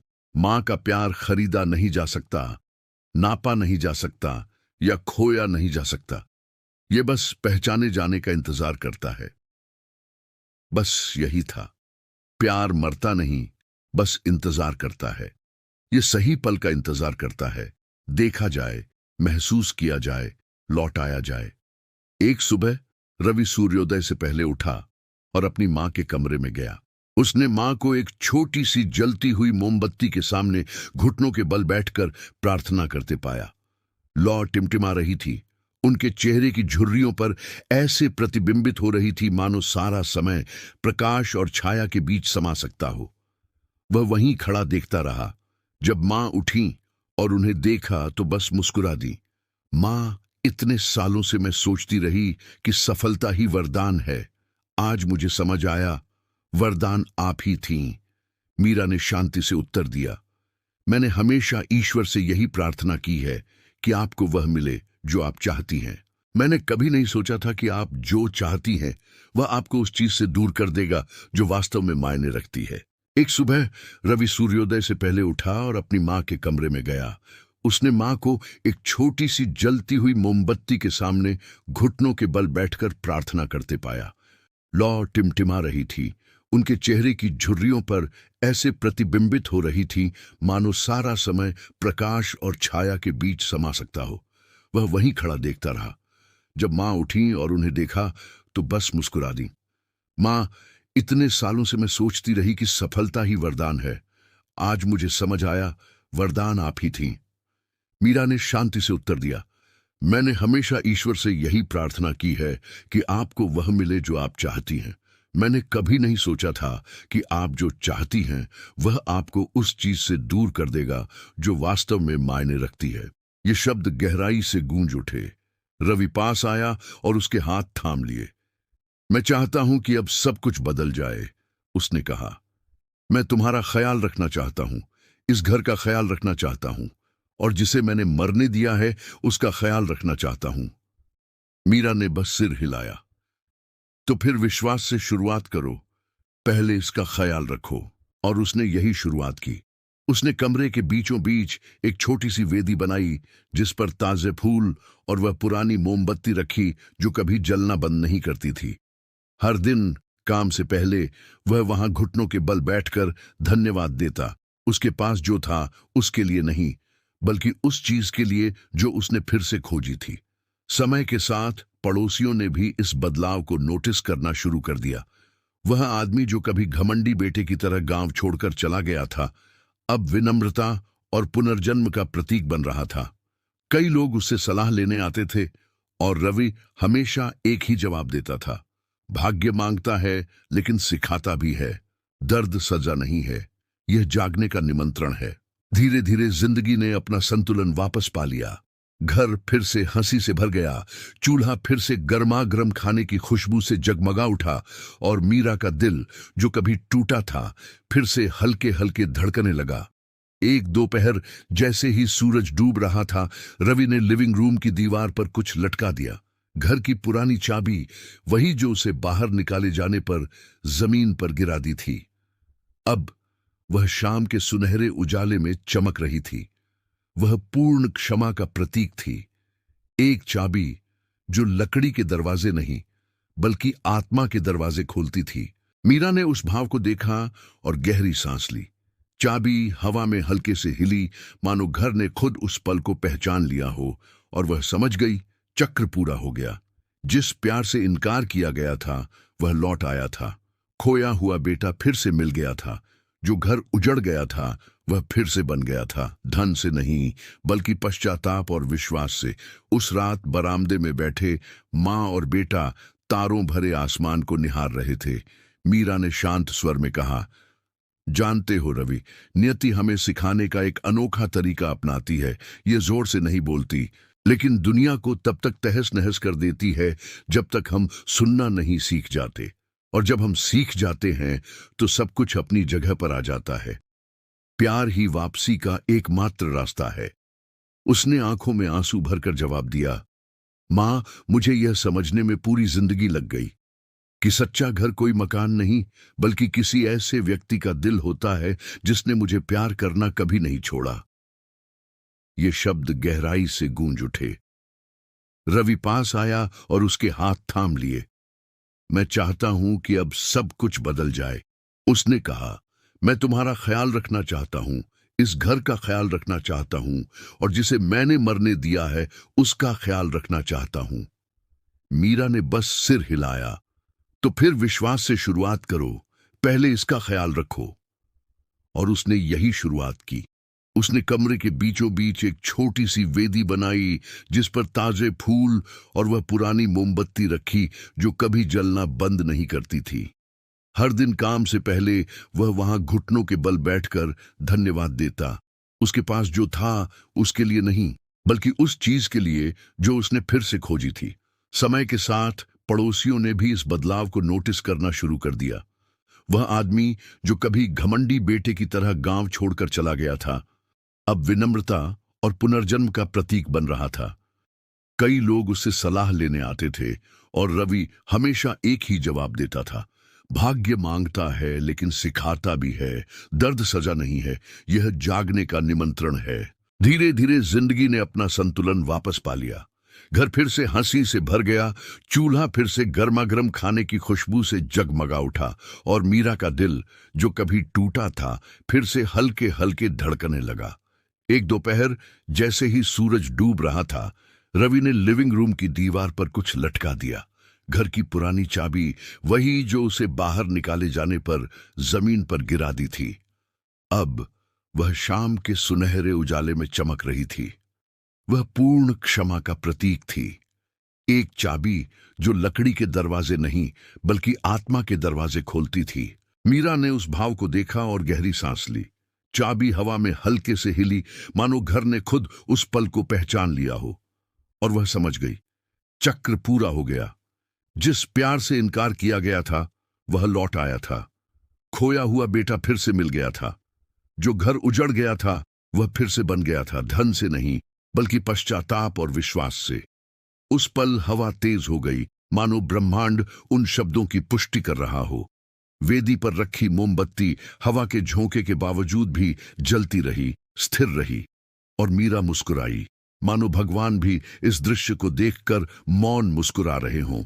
अब एक पल रुककर सोचिए, जिंदगी में कितनी बार आपको किसी ऐसे व्यक्ति को माफ करना पड़ा है जिसने आपको बहुत दुख पहुंचाया हो। कितनी बार अहंकार ने आपको माफी मांगने या देने से रोका है। कमेंट में लिखिए कि इस कहानी से आपको कैसा महसूस होता है। यह प्यार, मोचन, विश्वास या फिर भाग्य भी हो सकता है। ये शब्द उन प्रार्थनाओं की तरह हैं जिन्हें हम हवा में छोड़ते हैं, दुनिया को याद दिलाते हैं कि माफी ही असली चमत्कार है। अगर यह कहानी आपको छू गई हो तो लाइक और सब्सक्राइब करना न भूलें। देखने के लिए शुक्रिया। चैनल पर और भी कहानियां पढ़ने के लिए जुड़े रहे। अगर यह कहानी आपको छू गई हो तो लाइक और सब्सक्राइब करना न भूलें। देखने के लिए शुक्रिया। चैनल पर और भी कहानियां पढ़ने के लिए जुड़े रहें।